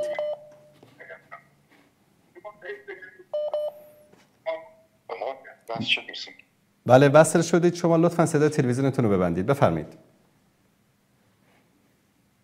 سلام. سلام و رحمت الله. خوبی آقای انصاری؟ سلامت باشید. آقای انصاری، شما در یک برنامه تلویزیونی عنوان میکنید که محمود افغان اومد اله کرد، اشرف افغان اله کرد، صفویه را نمیدونم کار خیلی خوبی کرد. شکست داده از این حرف. کار خیلی خوبی کرده. کار خیلی خوبی کرده. افتخار میکنیم ما. یعنی کثیف‌تر از دودمان صفویه شما در تاریخ ایران سراغ دارید؟ کثیف‌تر از دودمان صفویه در تاریخ ایران سراغ دارید؟ ببین اجازه بده من یه مسئله به شما خدمت شما عرض کنم. از تاریخ اگر نمیدانی آگاه باش. بعد از اینکه عباسیان از بین رفتند، عباسیان سنی، خلافت عباسی به عبارتی، ایران عزیز ما 900 سال حکومت نداشت، تمدن نداشت، تا اینکه شاه اسماعیل صفوی اومد یک حکومت یک پارچه و قدرتمند در ایران اسلامی درست کرد به نام حکومت شیعه. بله. که این حکومت شیعه بله در تمام دوران حکومت خودش شاهان بیکفایتی هم داشت، مثل سلطان حسین. همشون جنایتکار بودن، همشون قاتل بودن، همشون صیغه زاده های مرتد بودن. نه به خاطر شیعه بودن. نه یک لحظه. سلسله های شیعه زیادی بودن که ما در مورد هیچ کدومشون همچین قضاوتی نکردیم. مگر همین صفویان نبودن که در همین تبریز صدها هزار اهل سنت را قتل عام کردند؟ مگر همین صفویان نبودن که در همین مشهد امروزی، در همین نیشابور صدها هزار اهل سنت را قتل عام کردند؟ مگر همین صفویان نبودن که در همین ری، در همین تهران که امروز پایتخت ایران هست که مرکز اهل سنت بود، هزاران نفر، صدها هزار نفر از اهل سنت را قتل عام کردند؟ حالا به خاطر اقتدار، به خاطر قدرت، به خاطر حکومت یک سلسله بیاد ملتی را قتل عام بکنه؟ مگه اون اهل سنت ایران، اون اهل سنتی که در ایران قبل از صفویت زندگی میکردن، اونا ایرانی نبودن؟ اونا فارسی نبودن؟ اونا از نژاد آریایی نبودن؟ همین حرامزادایی رو که از جبل عامل لبنان برداشتن آوردن مثل مجلسی و پدرش و اینا شدن آریایی، اینا شدن فارس، اینا شدن ایران. شما از بین همین علمای شیعه‌ای که در زمان صفویه بودن یکی فارسشو به من نشون بده، یک ایرانیشو به من نشون بده. همه حرامزادای صیغه‌زادایی بودن که از عراق و از لبنان و فرمایش تموم شد یا نه؟ فرمایش شما تموم شد؟ پس آقای محترم، شما دارید تاریخ رو تحریف میکنید. شما یک آدم گوش کن، شما یک آدم تحصیل کرده چرا در درگاه حضرت احدیت به شخصی که نمیشناسی میگی حرامزاده؟ این یک گناه مجلسی حلال زاده است. مجلسی حلال زاده است. حوزه‌های علمی که صفویت درست کرده بودن آقای محترم، اساس حوزه‌های علمی از کجاست؟ یک لحظه. در زمان صفوی اولین حوزه‌های علمی شیعه تأسیس شد در ایران. همین حوزه‌های علمی اساسش از کیا تأسیس شد؟ میتونی اینو بگی؟ این مردانگی رو داری؟ بگو از کجا تأسیس شد؟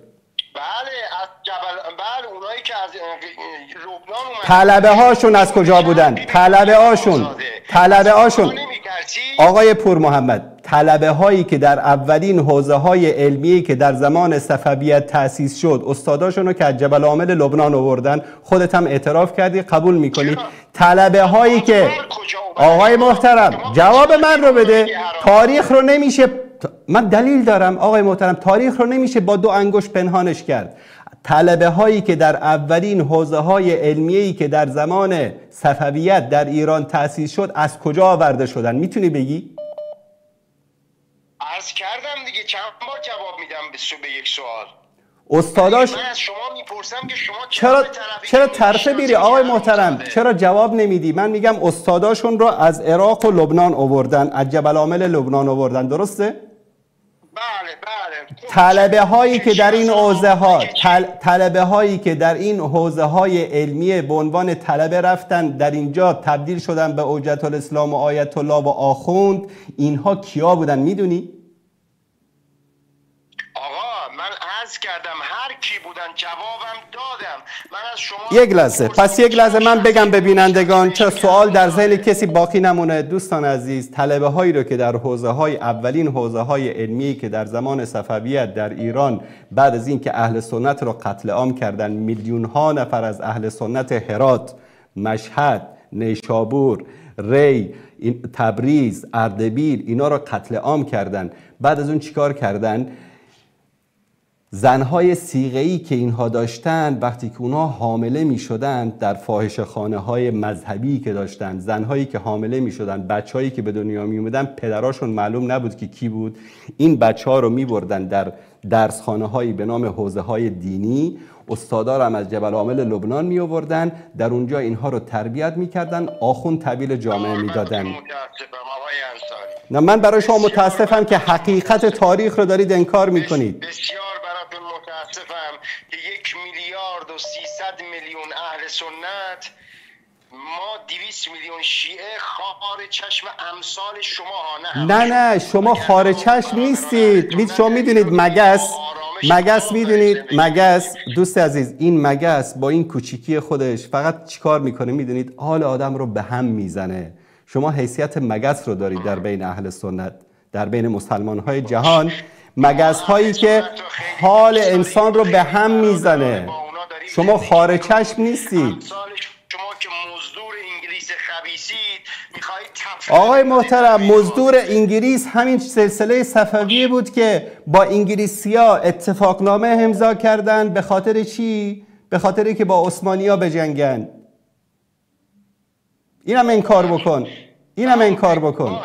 باش شما راست میگی. ببین طبیعتا که با راست میگی. شیعه یعنی قهرمان.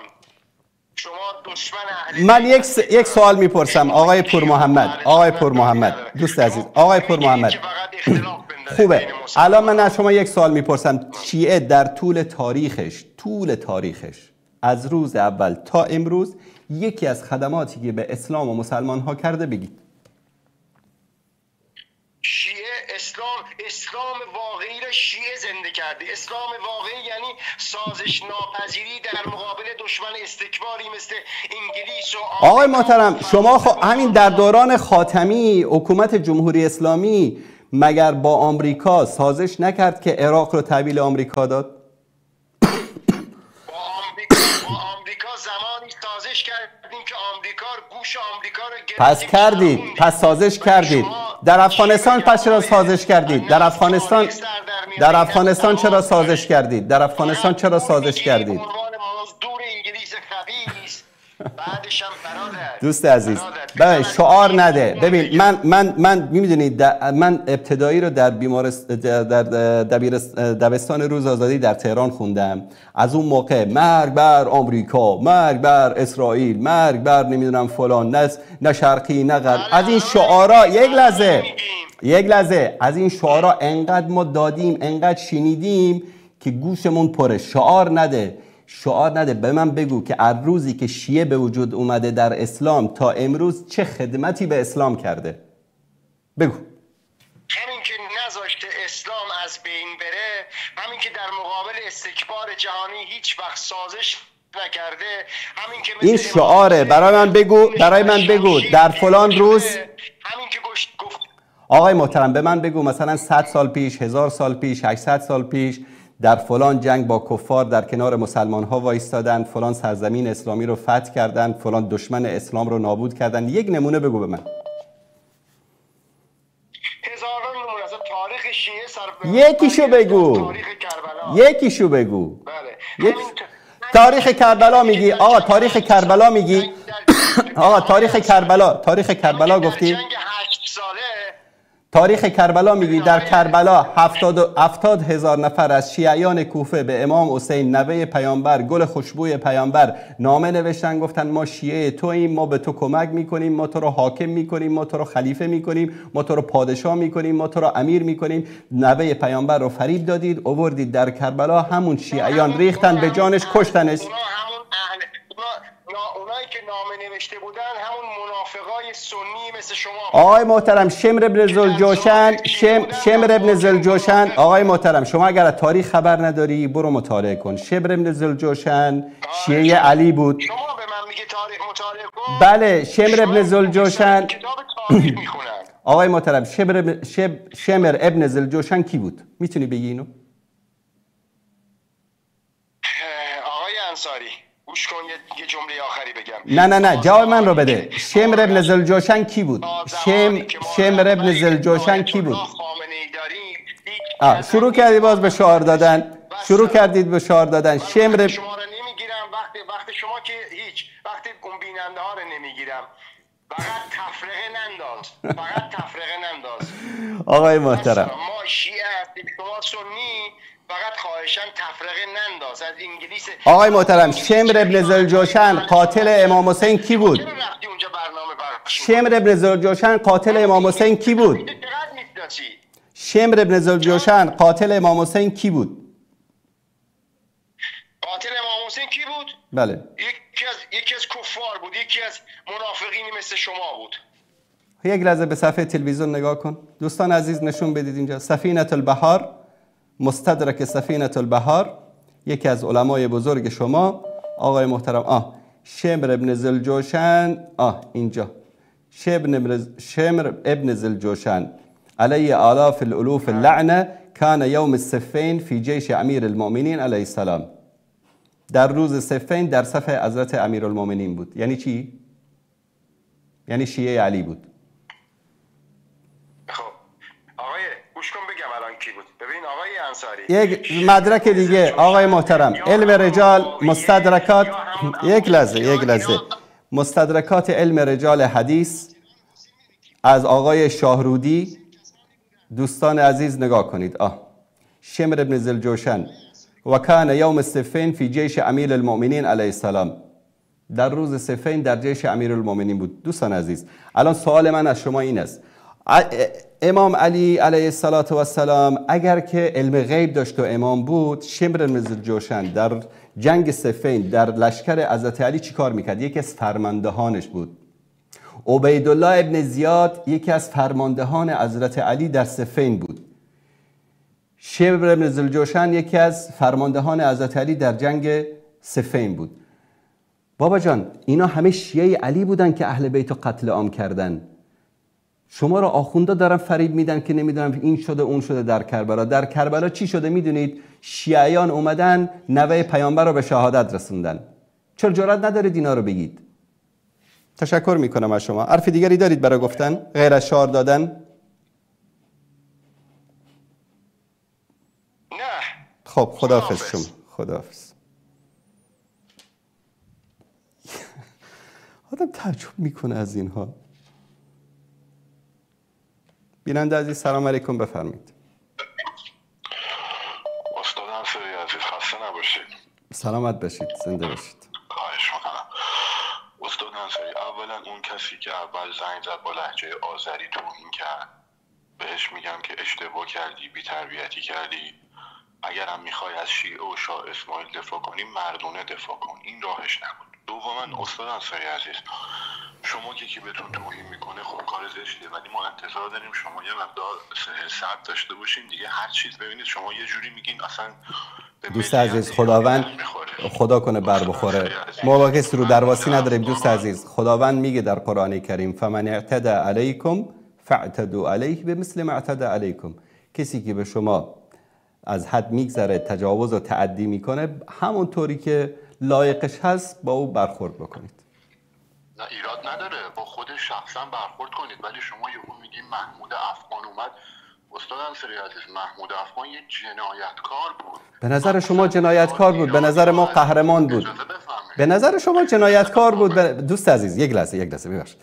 الان هیتلر قتل عام کرده تو ایران، این چجوری قهرمان به حساب؟ ببینید، صفویای جنایتکار رو قتل عام کرده، حقشون بوده، قاتل باید کشته بشه. گوش کنید، الان هیتلر شاید به نظر شما جنایتکار باشه، در نزد نازی ها یک قهرمان است، همچنین استالین و غیره و غیره. نازی ها، ببینید آقای انصاری، نازی ها رو که اصلا قانون انسان نمیشه مرجع قرار داد. جنایته. اما من میخوام اینو به شما بگم، محمود افغان به ایران حمله کرد، جنایت کرد، آدما رو کشت، شهرها رو آتش زد، دزدی کرد. اما دوست داشتم شما که داستان تاریخ رو میگین کامل بفرمایید. نه، این تاریخی که شما میخونید، این تاریخی که شما میگید، نه گوش کنید، من اجازه نمیدم. دوست عزیز یک لحظه شما رفت جلو و آقای انصاری حق همشون رو گذاشت پوست سرشون رو کرد. کسی که یاد تجاوز به خاک پاک ایران بیفته عاقبتش میشه محمود افغان. پس محمود افغان عاقبتش رو بگید که درس عبرت. نه، عاقبت شما کار نداریم. همین که همین سلسله منحوس صفویت رو تار و مار کرد، همین کافی است. این بزرگترین خدمتی است که دوست عزیز این خدمتی است. ببین، این خدمتی است که ایشون نه تنها برای ملت ایران بلکه برای بشریت انجام دادن، که یک طایفه‌ای، یک سلسله‌ای، یک حکومتی که یعنی دشمن بشریت بود این رو نابود کردن. همین کافی است. خدا کنه که بعد از اون هر بلایی سرشون اومده باشه. در یک جمله به شما بگم صفویه کی بود و چه کرد، فقط در همین حد به شما میگم که این دوست قبلیمون که زنگ زد، البته طرفداری خامنه‌ای رو کرد، من اونجا باش مخالفم، اما اونجایی که گفت بعد 900 سال اولین حکومت مستقر ایران بعد از حمله اعراب به ایران تشکیل شد، یک و دو، تو یک جمله به شما بگم صفویه چیکار کرد برای ایران. صفویه 220 سال ایران رو در کنار بزرگترین قدرت جهان که تمام اروپایی‌ها ازش شکست خورده بودن حفظ کرد. با خیانت، با جنایت. حالا شما ببینید، من یک سوال از شما میپرسم. خب بر بخوره دوست عزیز، بر بخوره، چون مشکل ما با صفویت مشکل نژادی نیست. دوست عزیز، نه من مشکل ما با صفویه ببینید، مشکل ما با صفویه مشکل نژادی نیست. یقین داشته باشید، مشکل ما با صفویه مشکل اعتقادی است، مشکل مذهبی است، مشکل دینی است، مشکل انسانی است. شما یک سوال از شما میپرسم، از الف تا یا، از روزی که صفویه در ایران حاکم شده تا روز سقوطش، شما یکی از خدمات اینها رو به انسانیت، به ادبیات، به بشریت بگید. خواهش میکنم. 220 سال خاک پاک ایران رو از عثمانی به دور نگه داشتن. آقای انصاری، شبهاتی که من دیگه من توقع نداشتم شما شعار بدید. دوست عزیز، انگلیس دست به یکی کرد، اجازه میدیم من جوابشو بدم خدمتتون؟ بله. من دوست عزیز، من توقع داشتم انسان فهیمی مثل شما که بارها باتون صحبت کردم، منطقی، عقلانی، علمی صحبت کردید، حداقل در این مسئله، یعنی اون مسئله نژاد و قوم و فلان و اینها رو بذارید کنار، علمی و منطقی یعنی صحبت بکنید. من میگم در دوران صفویت شما یکی از خدمات صفویت به اسلام، یکی از خدماتشون به ادبیات فارسی حداقل، یکی از خدماتشون به بشریت رو بگید. بفرمایید. ببینید جناب انصاری عزیز، من از منظر یک ایرانی، من اول من یک انسان ایرانی هستم و دوم مسلمان.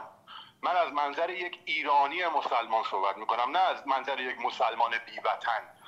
اول ایران رو حفظ کرد، 220 سال در کنار بزرگترین قدرت جهان خاک پاک ایران، امپراتوری که 7000 سال از زمان ایلامیان بوده رو حفظ کرد که امروز ما هنوز وامدار صفویه‌ایم که غرب کشور حفظ شده. خب دیگه چی کار کرد؟ آقای انصاری شما تشریف ببرید اصفهان، سازه های هنری و فرهنگی که در زمان صفویه که مایه اعجاز جهانیانه، از اروپا میان با دهن باز برمیگردن. شما تشریف ببرید ساختمون ها، پل ها، کاروانسراهایی که در زمان صفویه برای این مملکت ساخته شده، از نظر هنری، از نظر معماری. شما میفرمایید که صفویه با انگلیس‌ها دست به یکی کرد. من به شما با جرئت میگم بله این کارو کرد، اما چرا این کارو کرد آقای انصاری؟ یک لحظه کل داستان رو میگم. یک لحظه. الان من از شما یک سوالی پرسیدم، خدمت به ادبیات فارسی، خدمت به اسلام، خدمت به بشریت. شما گفتید حالا 33 پل اصفهان رو ساختن، یا 4 تا بنای تاریخی ساختن. خب این رو روس‌ها هم ساختن، آمریکایی‌ها هم ساختن، یعنی هر که اشغالگرام اومدن در هر کشور بناهایی ساختن که امروز وجود داره. این که نشد.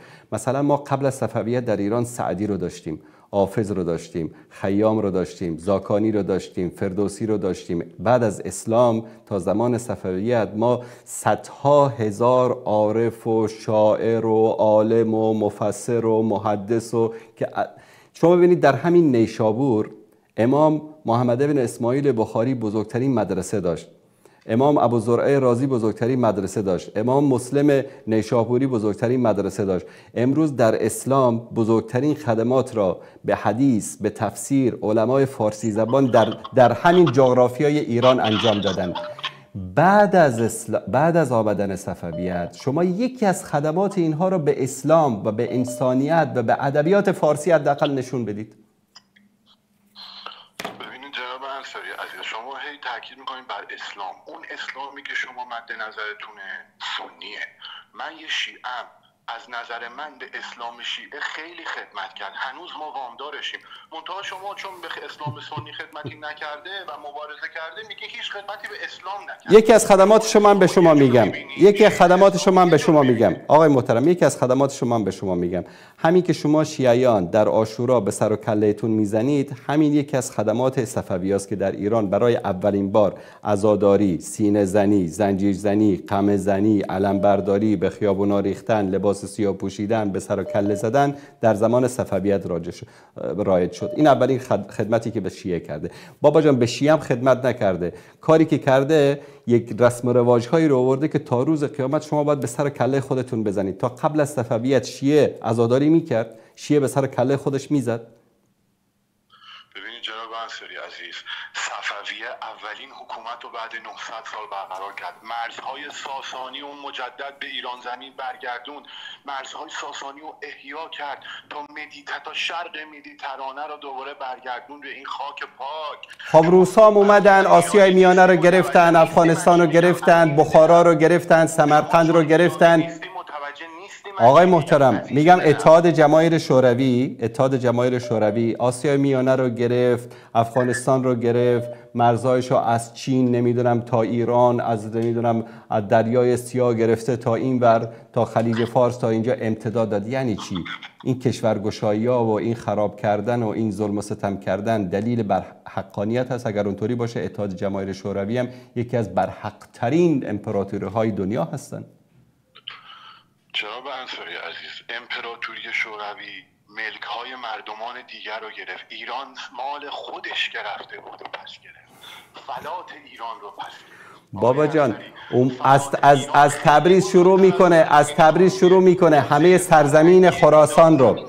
آقای محترم شما ایران زمین میگید، در اون زمان ایران زمینی وجود نداشت. سرزمین خراسان خیلی بزرگتر از ایران است. سرزمین خراسان از سمرقند و بخارا شروع میشه تا ری نیشابور و تا سجستان، اینها همه سرزمین خراسان بود. ایرانی وجود نداشت در اون موقع. چرا میید سیاه‌نمایی میکنید برای مردم؟ این افغانستان امروزی، تاجیکستان، ازبکستان، ترکمنستان، اینها همه سرزمین خراسان گفته میشد.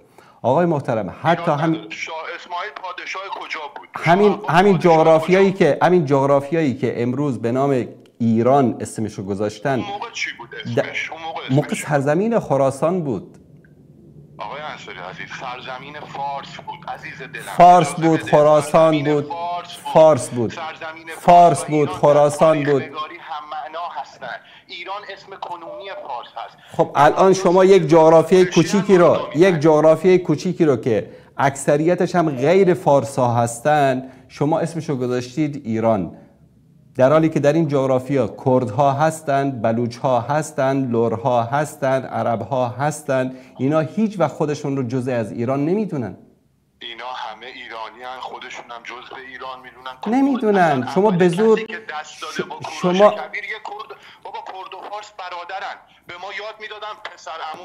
آقای محترم پس چرا این همه ظلم در کردستان میکنید؟ در سال 67 مگر همین نظام جمهوری اسلامی نصف کردستان رو قتل عام نکرد؟ تا امروز چرا مردم کردستان بر علیه حکومت ایران میجنگن؟ به خاطر ظلم و ستمی که در کردستان انجام میده حکومت شما. در زمان شاه هم همین ظلم و ستم بود. آقای انصاری، کشتار کردستان رو منم محکوم میکنم. اون خلخالی جنایتکار رو همشون جنایتکار بودن. ولی شما میگی اینا ایرانی نیستن عزیز دلم. اونا خودشون ایرانی نمیدونن دوست عزیز، اونا خودشون ایرانی نمیدونن. اونا به ایرانی بودن خودشون افتخار نمیکنن، به بلوچ بودنشون افتخار میکنن، به کرد بودنشون افتخار میکنن، به عرب بودنشون افتخار میکنن. شما امروز برید آقای محترم، من در اهواز زندگی کردم. عرب‌های اهواز افتخار میکنن که عرب هستن، نه اینکه ایرانی هستن. من کلا ایرانیم. ایرانی به ایران افتخار میکنه. بله، نوخاله همه جا هست. اما ایران معنی فارس نداره. نه شما نمایندگی شما کرد و فارس همه با هم برادرن، یکی هم، همه ایرانی هم. ما وقتی میگیم فارس منظور نژاد نیست. فارس اسمیه که یونانی‌ها برام انتخاب کردن. استاد انصاری عزیز، این شبهه‌ای که شما فقط میفرمایید صفویه با انگلیس‌ها همکاری کرد، بابا عثمانی قدرتی بود که از شرق و غرب میخواست بگیره همه جا رو. از غرب موفق شد، از شرق ایرانی‌ها وایسادن جلوش. شاه عباس چیکار میکرد؟ عثمانی افتاده اون وسط، از اون ور میخواد اروپا رو بگیره، از این ور میخواد ایران رو بگیره. اول ببینید دوست عزیز، اولین قتل عامی که در سرزمین عثمانی توسط شیعیان نصیری رخ داد که تابع صفوی‌ها بودن، در تاریخ مطالعه کردید یا نه؟ بله آقای انصاری عزیز. بله. پس سلطان سلیم قتل عام کرد. قبل از چرا قتل عام کرد؟ به خاطر اینکه اولین تحریک های نظامی و قتل عام ها در سرزمین عثمانی توسط صفوی‌ها شروع شد. اگر اونا شروع نمی‌کردن، عثمانی‌ها این کارو نمی‌کردن. این گونه نبود آقای انصاری عزیز. خب شما دیگه الان که بخواید تاریخ رو انکار بکنید دوست عزیز، من دیگه چی بگم به شما؟ تاریخ شما دارید آقای انصاری عزیز. سلطان سلیم جنگ رو شروع کرد به این دلیل که پسر عموی سلطان سلیم به سلطان سلیم گفت مثل روم بیا عثمانی رو شرقی غربی کنیم که بتونیم کنترل کنیم این بزرگ. سلطان سلیم زیر بار نرفت، پسر عموی فرار کرده اومد سمت شاه اسماعیل تحویلش نداد. سلطان سلیم اونجا تصمیم برای جنگ با ایران رو گرفت. شما بوده چی کار می‌کردید؟ شما اصلا همین روایت شما رو هم قبول بکنیم. روایت تاریخ. خب اوکی، روایت تاریخ شما رو هم، چون هر کس تاریخ رو به نفع خودش می‌نویسه، همین روایت تاریخ شما رو هم قبول بکنید. کار اشتباهی کرد. یک نفر رو تحویل میداد بهتر بود یا ایران رو با آتش کشیدن بهتر بود؟ کدومش بهتر بود؟ والا از نظر منم باید تحویلش میداد. اما اون نامه‌هایی که با هم دیگه رد و بدل شده رو اگه شما بخونید، نامه‌ها موجوده. تو عثمانی هم هست، تو موزه توی استانبول هست که هر دو به هم دارن از همدیگه به قول معروف با هم صحبت میکنن. سلطان سلیم وقتی که میگه اینو بفرست، شاه اسماعیل میگه تو مرام ما کسی که پناه میاره نیست که تحویلش آقا تو مرام شاه اسماعیل صفوی این بوده که نصف ایران رو قتل عام بکنه چون سنی هستن؟ تو مرامش این نبوده که یک نفر رو تحویل بده؟ آقا انصاری نکش چون سنی هستن. شاه اسماعیل این کارو کرد. اولا نصف ایرانه که نکش به خاطر اینکه سربازان ایرانی آیا اکثریت ایران سنی بودن یا نبودن قبل از صفویت؟ ایران از بین میرفت. آیا قبل از صفویت آیا قبل از صفویت اکثر ایران سنی بودن یا نبودن؟ اصلا قبل صفویت دیگه ایران از بین رفته بود. همه هم سنی بودن. هر منطقه‌ای هم برای خودش. چی شدن این سنی‌ها؟ آقای محترم، نیشابوری که 100% سنی بود چرا امروز در اونجا یک سنی نیست؟ آقا من به خاطر اینکه هم به زور بوده هم مهاجرت شده، اما دلیلش به خاطر این بود که دیگه نمی جنگیدن. سرباز میگم الان امروز تو جنگ یه نفر نجنگه اعدامش میکنن. سرباز میگم سنی مسلمون نمی جنگم. اینم به این نتیجه رسید اگه ما بخوایم مسلمون سنی بمونیم ایران میره زیر لوای عثمانی و درست هم فکر کرده بود. تشکر از کرد ما رو کافر که نکرد، ما رو مسلمون نگه داشت. آقای انصاری ما رو کافر که نکرد. من هنوزم همون سوالمو تکرار میکنم آقای محترم که به زبان فارسی، به ادبیات فارسی، به عرفان فارسی، به دین اسلام، به انسانیت چه خدماتی انجام داد سلسله صفویت از روز اول تا روز سقوطش؟ هر موقع جواب معقولی پیدا کردید در برنامه بعدی زنگ بزنید، من در خدمت شما خواهم بود. تشکر از شما. عزیز بزرگترین کار این بود که بعد 900 سال ایران رو احیا کرد. 220 سال بغل عثمانی ایران رو تشکر از شما. و امروز ایران یک پارچه. به چه قیمتی؟ به قیمت دین، به قیمت شرف. به هر قیمتی که بود آقای انصاری. حفظ ایران به هر قیمت. مگه ما با عراق جنگیدیم 1 میلیون کشته ندادیم آقای انصاری؟ به هر قیمتی خاک پاک ایران باید حفظ بشه. قربون شما. خدا نگهدار شما. خدا نگهدار شما. قضاوت با شما بینندگان عزیز. والله من نمیخواستم این مسائل رو باز بکنم، اینا خودشون باز کردن. یعنی من تا حالا دیدید که در مورد این مسائل صحبت کرده باشم، چون از این مسائل یک بوی نژاد پرستی و قوم پرستی و این مسائل میاد. اصلا دوست نداشتم این مسائل رو باز بکنم. وقتی که اینها باز میکنن بعد دیگه ما جوابمون رو داریم برای گفتن. بیننده عزیز سلام علیکم، بفرمایید. الو سلام علیکم آقا انصاریان. علیکم السلام و رحمت الله و برکاته. درود خداوند به شما و خانواده گرامیتون. من عباس هستم، هدایت شده از مشهد. عباس آقای عزیز بفرمایید. آقا انصاریان رو بنده خدایی که نشونش میداد این از نسل میمون، اون طرف که همونجوری که شما فرمودید از دینشون مسیحیت آقا انصاریان. درست. همسال این آقا انصاریان خیلی قاطع پوز میکنن که از پیغمبر خدا صلی الله علیه و سلم میخوان ایراد بگیرن که چرا پیغمبر رفته به یک دختر 9 ساله ازدواج کرده. بابا تو کتابا خودتون نگاه بکنید، وقتی که یوسف نجار 97 سال سنشه میاد و مریم سامری که 20 سالشه ازدواج میکنه، 77 سال سنش اختلافشه. اینا نمیگن بگن زورتان، میگن واقعا ثابت که نسل میمونه. یک دو تا اون یکی دیگه که گفت من شیعه هستم نمیدونم من فلانم چه کارم، شما هیچ ربطی به علی ندین. علی مال موحدینه، علی مال یک تا پرستای. علی نماز 5 وقت میکنه، شما 3 وقت میکنه. حضرت علی به گنبد بارگاه اعتقاد نداره، شما اعتقاد نداره. حضرت علی به صیغه اعتقاد نداره، شما اعتقاد نداره. حضرت علی به مردم سالگرد عزاداری اعتقاد نداره، شما چی ربطی دارین با علی؟ علی مال موحدینه، مال یک تا پرستای. درست، دقیقاً. من حرف خواستم برسونم بهتون آقا انصاریان. سلامت باشید. خداوند یک صبر بهتون میده. با این میمونزادا شما چقدر کله میکنه آقا. سلامت باشید برادر عزیز. الله متعال کنه. خداوند پشت پناه شما و خانواده گرامیتون، همچنین دوست عزیزم احمد آقا. سلام به احمد آقا برسون. علیکم و علیه السلام. زنده باشید برادر عزیز. الله متعال کنه. عباس آقا. پشت پناهتون میشه آقا که امر فرمایشید. سلامت باشید. التماس دعا. زنده باشید. الله پشت پناهتون. یا الله مدد. یا الله. بیننده عزیز سلام علیکم، بفرمایید. سلام علیکم. علیکم السلام. آقای انصاری بفرمایید. من این اولین باره که تماس میگیرم و اول ازتون تشکر میکنم، چون من بعد از شیعه بودنم متاسفانه یعنی واقعا یک حالت شد شدن تو خودم داشتم، بیدینی اومد سراغم. من برنامه شما رو اولین بار موقعی دیدم، برنامه بود که اگه یادتون باشه راجع به یکی از این رئیس رؤسای افغانستان که الان هم هنوز هست، جریانمون 4 تا کبوتری که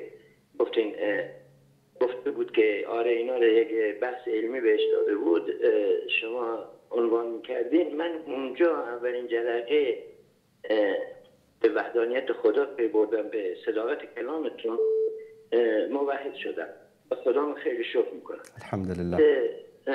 من عذر میخوام چون اولین باری که من تماس خارجی دارم حرف میزنم. درست. بعد حقیقتش حتی برای نماز من رفتم زاهدان کتاب نماز خوندن به صورت یعنی من عذر میخوام چون یک حالت اضطرابی دارم، درست نمیتونم نه راحت باش. گرفتم که بتونم به صورت موحد بودنم نمازمو شروع کردم میخوندن. ماشاءالله.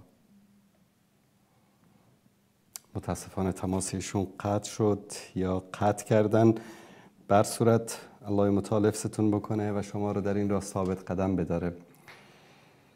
گاهی اوقات احساس میکنم که ما در دوران غربت اسلام زندگی میکنیم که طرف موحد میشه، برای یاد گرفتن نماز مجبوره که 700-800 کیلومتر راه بره تا زایدان تا روش وضو و نماز صحیح و درست اسلامی رو یاد بگیره. الله متعال حفظتون بکنه. الله متعال شما رو در این راه ثابت قدم بداره. بیننده عزیز سلام علیکم، بفرمایید. درود بر آقای انصاری عزیز. بفرمایید. شبتون بخیر آقای انصاری. شب شما بخیر، بفرمایید. استاد انصاری، یک موضوع بود، یک مدت که تقریبا نگاه میکنم برنامه شما را 3 ماهی هست. بله. حس میکنم اصلا شما یک مجری بسیار آروم شبکه کلمه هستید. یک مقداری حالت تهاجمی پیدا کردن، ادبیات شما اصلا احمق، بیشعور، نفهم، اولا هر نبوده انصاری. کلماتی که میگین اصلا ادبیات شما نبوده های انصاری. ببینید دوست عزیز، یک لحظه من به بیننده یا در مقابل کسی که داشته با من بحث میکرده همچین کلماتی رو استفاده کردم؟ آقای انصاری بگم ادبیات شما نبود. نه خب ببینید دوست عزیز گوش کنید. طرف میگه که ما با خوک ها و با گاو ها ژن مشترک داریم و از نسل میمون هستیم. الان اگر من بهشون بگم میمون زاده یا گوساله یا خوک زاده یعنی توهین کردم؟ نه شما اصلا مثل پوش خارمادر هم بهش بده. من به کسی دیگه که نگفتم این حرفو، من به کسی دیگری نگفتم. الان مثلا طرف خودش میاد با افتخار میگه که من از نسل میمونم. ما آرومترین مجری شبکه کلمه هستیم. من آرامم، باور کنید من اونقدر آرام و ریلکس هستم در برنامه که شما نمیتونید تصور بکنید.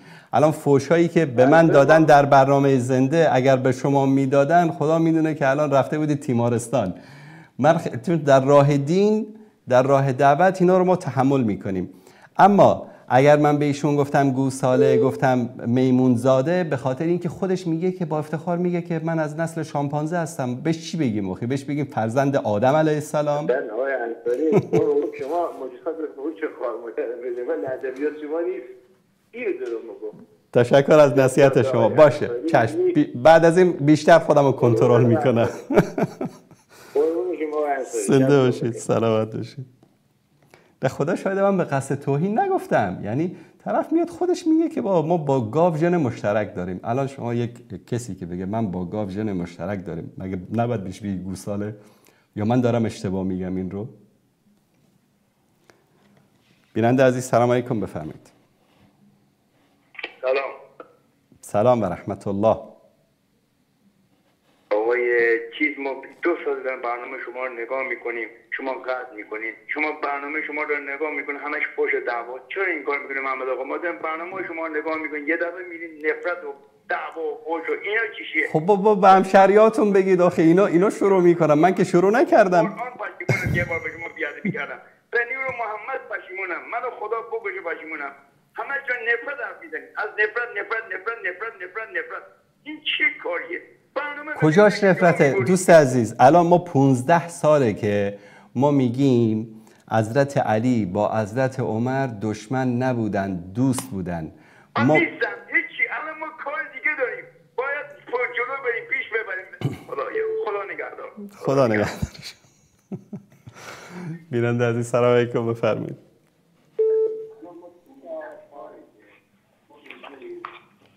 دوست عزیز بفرمایید. بیننده عزیز از طریق واتساپ بفرمایید.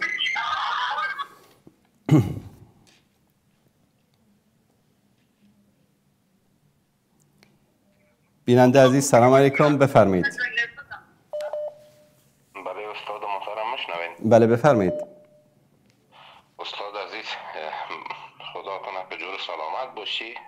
سلام. من از شماره دیگه این برتان یک پیام داده بودم، باز همی کارگر یکی از کارگردانایتان پیام صحیح نخوانده بود.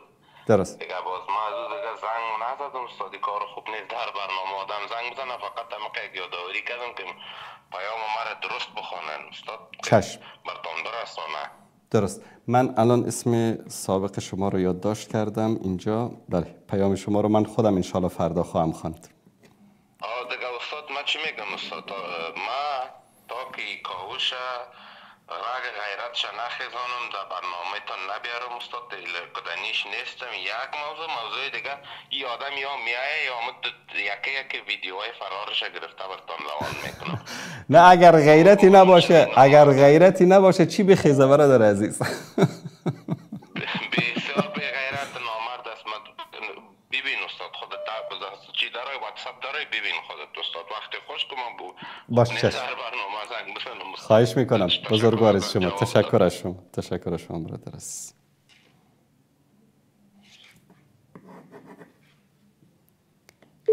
بیننده عزیز سلام علیکم، بفرمایید.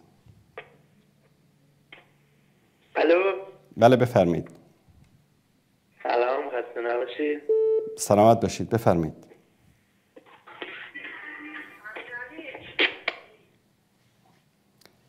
بیننده عزیز از واتساپ بفرمایید. سلام استاد، خسته نباشید. سلامت باشید برادر عزیز. استاد این آقایی که از صفویه دفاع کرد گفت من اول ایرانی هستم بعد مسلمان. اولا که ایرانی ما بلوچا هستیم، ما آریایی هستیم. شماها که از دیگه جاها اومدید صاحب خونه شدید، اینا همه مورخان میگوین، ولی برای ما اول اسلام مهمه. و میگه که ما را صفویه مسلمان نگه داشت، شما را مسلمان نگه نداشت، شما را مشرک کرد، شما را قبر پرست کرد و سیگه خانه ها رو زیاد کرد. از این مسائل زیاده توی تاریخ. این میاد یکی دو تاش گرفته همونا رو داره میگه. و استاد این آقا خودش رو موحد اعلام میکنه. من میگم که این عقیده ای که الان داره از کدوم آیات گرفته؟ بیاد بگه که این عقیده شیعه از کدوم آیات؟ ما که آیات قرآن رو میخوانیم و شیعه رو میبینیم اعتقاداتش زمین تا آسمان فرق میکنه. درست.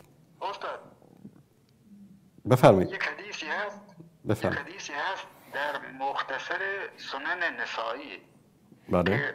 یعنی دنباله دو حدیثن دنباله همدیگرن که میگه که پیامبر خدا صلی الله علیه و سلم که یه روز جبرائیل قرار بود یه شب بیاد پیشش نیومد و روز بعدش که جبرائیل ملاقات کرد گفت تو قرار بودی دیشب بیای نیومدی، گفت یه استک توی خونه بوده برای همین نیومدم. درست. و حدیث بعدی طولانی تر بود، اونا عربیشو حفظ نیستم ولی فارسیشو یادمه. درست. گفت که پیامبر خدا صلی الله علیه و سلم بعد دستور داد سگا را بکشن. و این حدیث ترجمهش درسته یا که من روی ترجمه یکمی شک داشتم، میخواستم شما در موردش توضیح بدید. باشه چشم میشه. زنده باشید. من اینو انشاءالله در موردش صحبت میکنم. بیننده عزیز سلام علیکم، بفرمایید.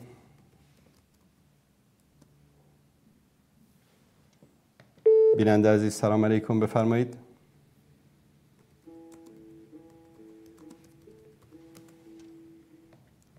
بیننده گرامی بفرمایید. بله بفرمایید. سلام شما. سلامت باشید. بفرمایید. میگن این آقا که اینجا حرف میزنه آقای انصاری، ببخشید برادرم میگه افغانیه، من میگم ایرانیه، این ایرانیه افغانیه. و چه فرق میکنه؟ شما دارید با محمد انصاری صحبت میکنید، حالا افغان باشه، تاجیک باشه، ایرانی باشه، چه فرقی داره؟ من میگم نه این ایرانیه. ترجمن. مگه فرقی داره؟ همه ما برادریم، یعنی چه فرقی میکنه؟ فرق نمیکنه خب. تشکر از شما خواهر گرامی، تشکر از شما. زنده باشید. آقا کریم سلام علیکم، بفرمایید.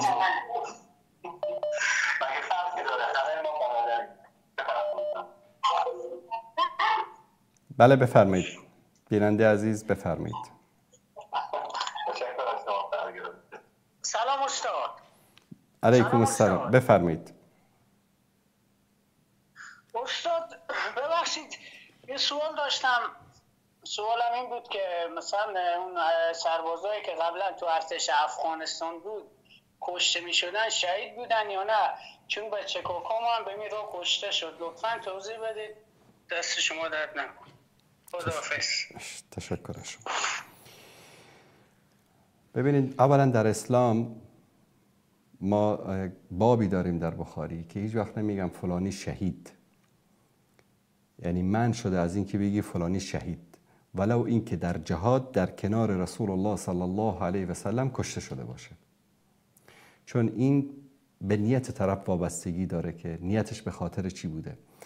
یک روزی خدمت رسول الله صلی الله علیه و سلم عرض کردن یا رسول الله کسی به خاطر قومش می جنگه، کسی به خاطر وطن می جنگه، کسی به خاطر شهرت می جنگه، کسی به خاطر یعنی نام و نشان می جنگه، کدامش فی سبیل الله است؟ پیامبر صلی الله علیه و سلم فرمودن من قاتل لتکون کلمت الله هی العلیا فهو فی سبیل الله.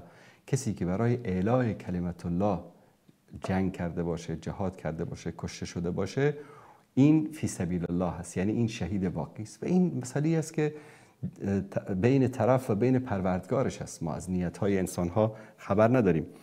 امکان داره که کسی باشه که در مثلا در بین صف دشمن باشه اما مسلمان باشه، مؤمن باشه، به خاطر خدمت به دین رفته باشه، در اونجا کشته بشه، شاید هم به توسط مجاهدین کشته بشه، بره به بهشت و در بین مجاهدین جاسوسی باشه، خائنی باشه، دروغگویی باشه، منافقی باشه که کشته بشه، در بین مجاهدین بگن شهیدم شده اما بره به جهنم. این بستگی داره به نیت. اما حکم کلی اسلام این است که با متجاوزین، با کفار، با یهود، با نصارا نباید همکاری کرد. یا ایها الذین آمنوا لا تتخذوا اليهود والنصارى اولیاء. ای کسانی که مؤمن هستید، یهود و نصارا رو رئیس خودتون، آمر خودتون، برتر خودتون، یار خودتون نگیرید. و کسانی که در کنار یهود و نصارا، در کنار ناتو، در کنار نیروهای آمریکایی می ایستادن، با اونها همکاری می کردن، بر علیه ملت، بر علیه مسلمان ها می جنگیدن و با اونها همکاری می کردن و در جنگ ها در کنار اونها بودن، به وارد خانه های مردم می شدن، مسلمان ها رو می کشتن.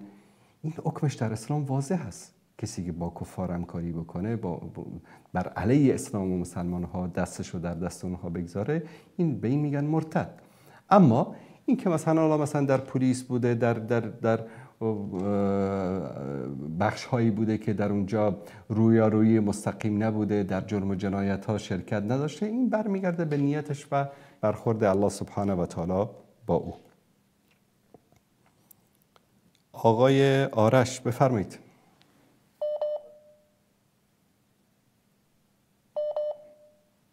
الو سلام آقای انصاری. علیکم السلام و رحمت الله. وقت شما بخیر. آقای انصاری ببینید من یه مطلب میخوام بگم.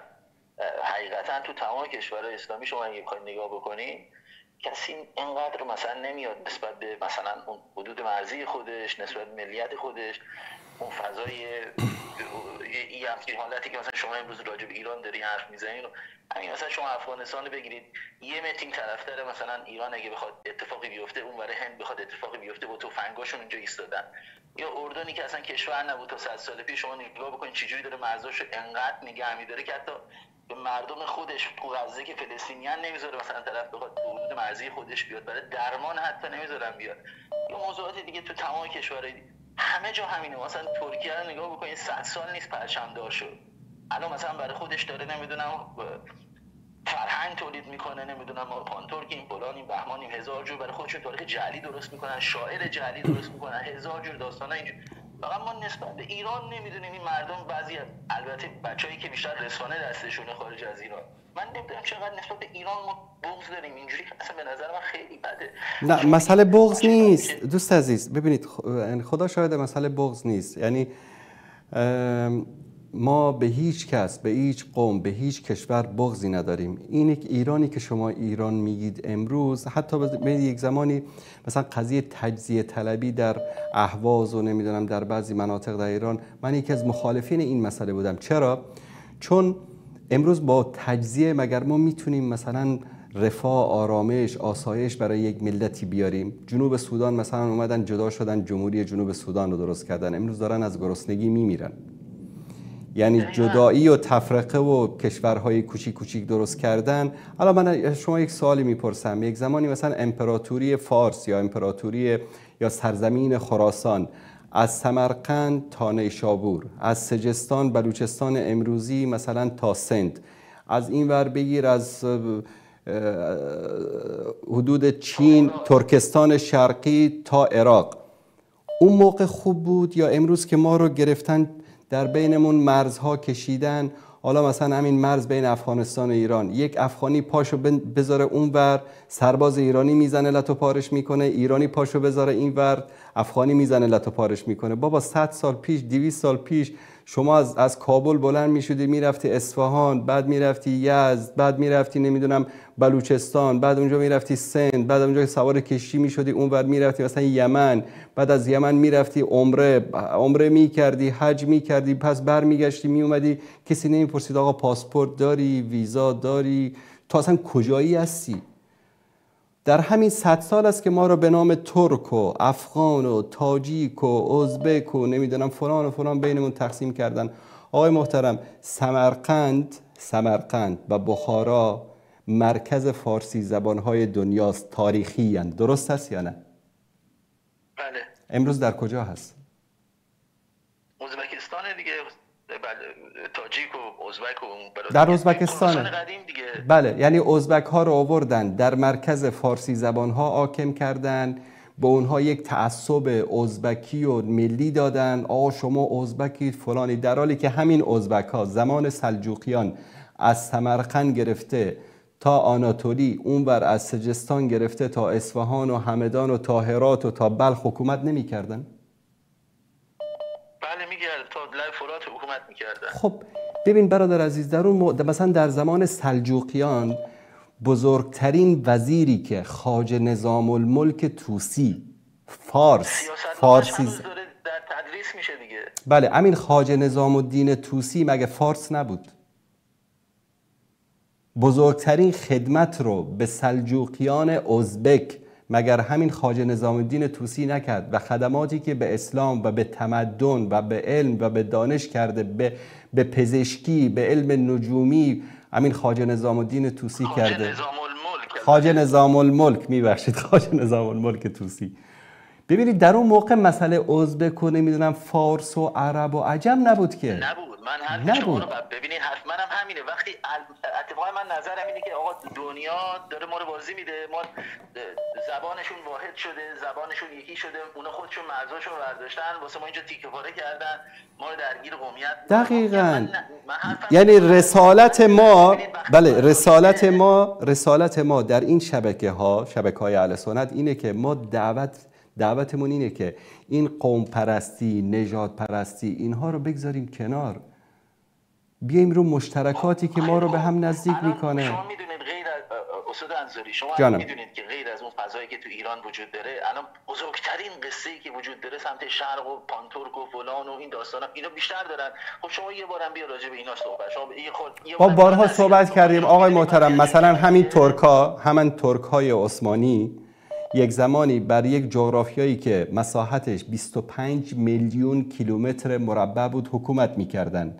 از طرابلس آفریقای شمالی گرفته تا حجاز، مکه و مدینه، اینور از عراق و سوریه و فلسطین گرفته برو تا سرعد کجا بهتون بگم تا نزدیکی های بلژیک. درسته؟ بالکان، بالای بالکان دیگه. بله همه اینجا رو اینا داشتن حکومت میکردن موقعی که شعارشون چی بود؟ شعارشون اسلام بود. روزی که اومدن شعارشون رو شعار ترک بودن گذاشتن منحصر شدن در یک جغرافیای کوچک، جعلی درست کنیم و فلان و بهمان. بله مختصر شدن در یک جغرافیایی که امروز اسمشو گذاشتیم چی؟ ترکیه. افغانهایی که یک روز پایتخت زمستانیشون دهلی بود، پایتخت تابستانیشون کابل بود، موقعی که نژاد پرست شدن، قوم پرست شدن، مختصر شدن در این جغرافیای کوچکی که امروز اسمش افغانستان است. درست است یا نه؟ آیا ایران بزرگ همین ایرانی است که امروز شما درش زندگی میکنید؟ نه خیر، ایران بزرگ از عراق شامل میشد، فارس و جبال و خراسان، همه اینا رو میگفتن ایران قدیم. بله، پس ما رو در این جغرافیاهای کوچیک با این مرزهای جعلی به نام قوم، نژاد، امروز شما به ایرانی بودنت حساسیت داری، اون یکی به تاجیک بودنش حساسیت داره، اون یکی به ازبک بودنش، در حالی که 100 سال پیش مگر کشوری به اسم ازبکستان بود؟ تاجیکستان بود، ایران بود، افغانستان بود، پاکستان بود. نه خب ایران، ببینید ایران بود که ایران که از قدیم بود، ایران که ببینید دوست عزیز، ببین وارد این بحثا که بشیم، ببینید همین تاریخی رو که شما ایرانی میگید تاریخ ایران بزرگ، اون افغانی میگه گوش کنید دوست عزیز، الان تمام کشورها اومدن مرزاشون من یه چیزی به شما بگم، من اول این بذارید این ما میخوایم حراج بکنیم به نظر شما نه بذارید همین حرف من منعقد بشه. اون تاریخ رو که شما میگید تاریخ ایران بزرگ، اون افغان میگه که این تاریخ ما افغان هاست، افغانستان بزرگ. ببینید اینجا اون و همین تاریخ رو اونا میگن که شما اشتباه میکنید. تاجیک هایی که در تاجیکستان هستن میگن ما هستیم اصل فارس. پس بذاریم من یه خط بخونم، چون من میدونستم شما خیلی مختصر بفرمایید چون وقت برنامه به پایان رسیده. بفرمایید. در حد 2-3 جمله است. بفرمایید. معجم البلدان، ببینید معجم البلدان یاقوته، یه باب باز کرد اصلا به نام ایران، یه باب باز کرد میگه ایران هی بلاد العراق و الفارس و الجبال و خراسان یجمعها کلها هذا الاسم، همه این مناطق. حالا من بحثم اینه که میگم وقتی که یه نفری الان اومدن کل کشورها مرزاشون رو دارن حفظ میکنن، بعد حرف درست رو شما داری میزنی، اولی الان تو این وضعیت چیکار میشه کرد؟ ما هم بیایم حراج بکنیم؟ خب این که نمیشه. باید تا فاصله ای که به هر حال اون فضا بخواد مختزی بشه باید آدم حفظ بکنه مرزاشو دیگه. به هر حال متشکرم. زنده باشید. خدا نگهدار شما. عین همین چیز رو شما در کتب تاریخ و جغرافیا بخوانید. میگن بلاد خراسان که از سمرقند و بخارا شروع میشد اینور تا ترکستان شرقی و اون طرفش نمیدونم تا نیشابور و ری و فلان، اینا همه بود بلاد خراسان. افغان ها میگن اسم سابق افغانستان بوده خراسان. ببینید این تاریخ ها هر کس به نفع خودش یک چیز رو تعبیر میکنه. شعار ما این است که بذارید این تعصبات قومی، نژادی، قبیله‌ای، این مرزها همه این رو بگذارید که ما یک نقطه مشترک داریم، اسلام است. تنها اسلام میتونه ما رو به دور هم دیگه جمع بکنه و ما از این طریق میتونیم به انسانیت، به ادبیات، به تاریخ، به فرهنگ، به همه چیز خدمت بکنیم. روزی که اسلام آمد در سرزمین فارس تا آمدن صفویت، شما ببینید خدماتی رو که از علم و عرفان و شعر و در همه زمینه ها اسلام سبب شد که این خدمات صورت، چون ما در زیر پرچم اسلام جمع شدیم. دشمن اومد اولین کاری که کرد ما رو تشویق میکنه با دین اسلام مبارزه بکنیم، با عنوان چی؟ این دین عرب هاست، این عرب ها آوردن، اینا اشغال کردن، کشتن، بستن، فلان کردن، ما این تاریخ داریم، ما اون تاریخ داریم. در حالی که قبل از اسلام هیچی نداریم. باور کنید هیچی نداریم. هر چی که داریم بعد از اسلام داریم. اگر تاریخ است، اگر ادبیات است، اگر علم است، اگر فنون است، اگر معماری است، همه چیزمون بعد از اسلام است. و صلی الله علی سیدنا و حبیبنا محمد و علی آله و صحبه اجمعین و السلام علیکم و رحمت الله و برکاته.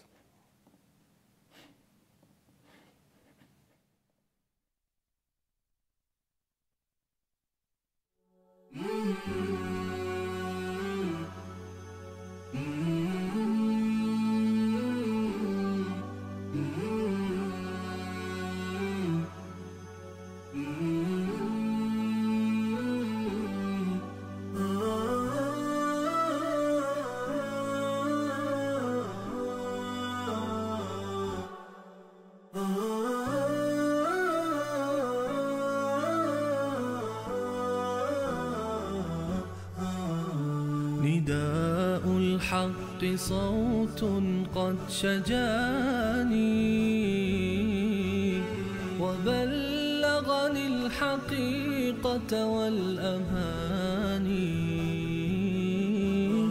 وكان لي السبيل إلى المعالي ونورا للهداية والبيان.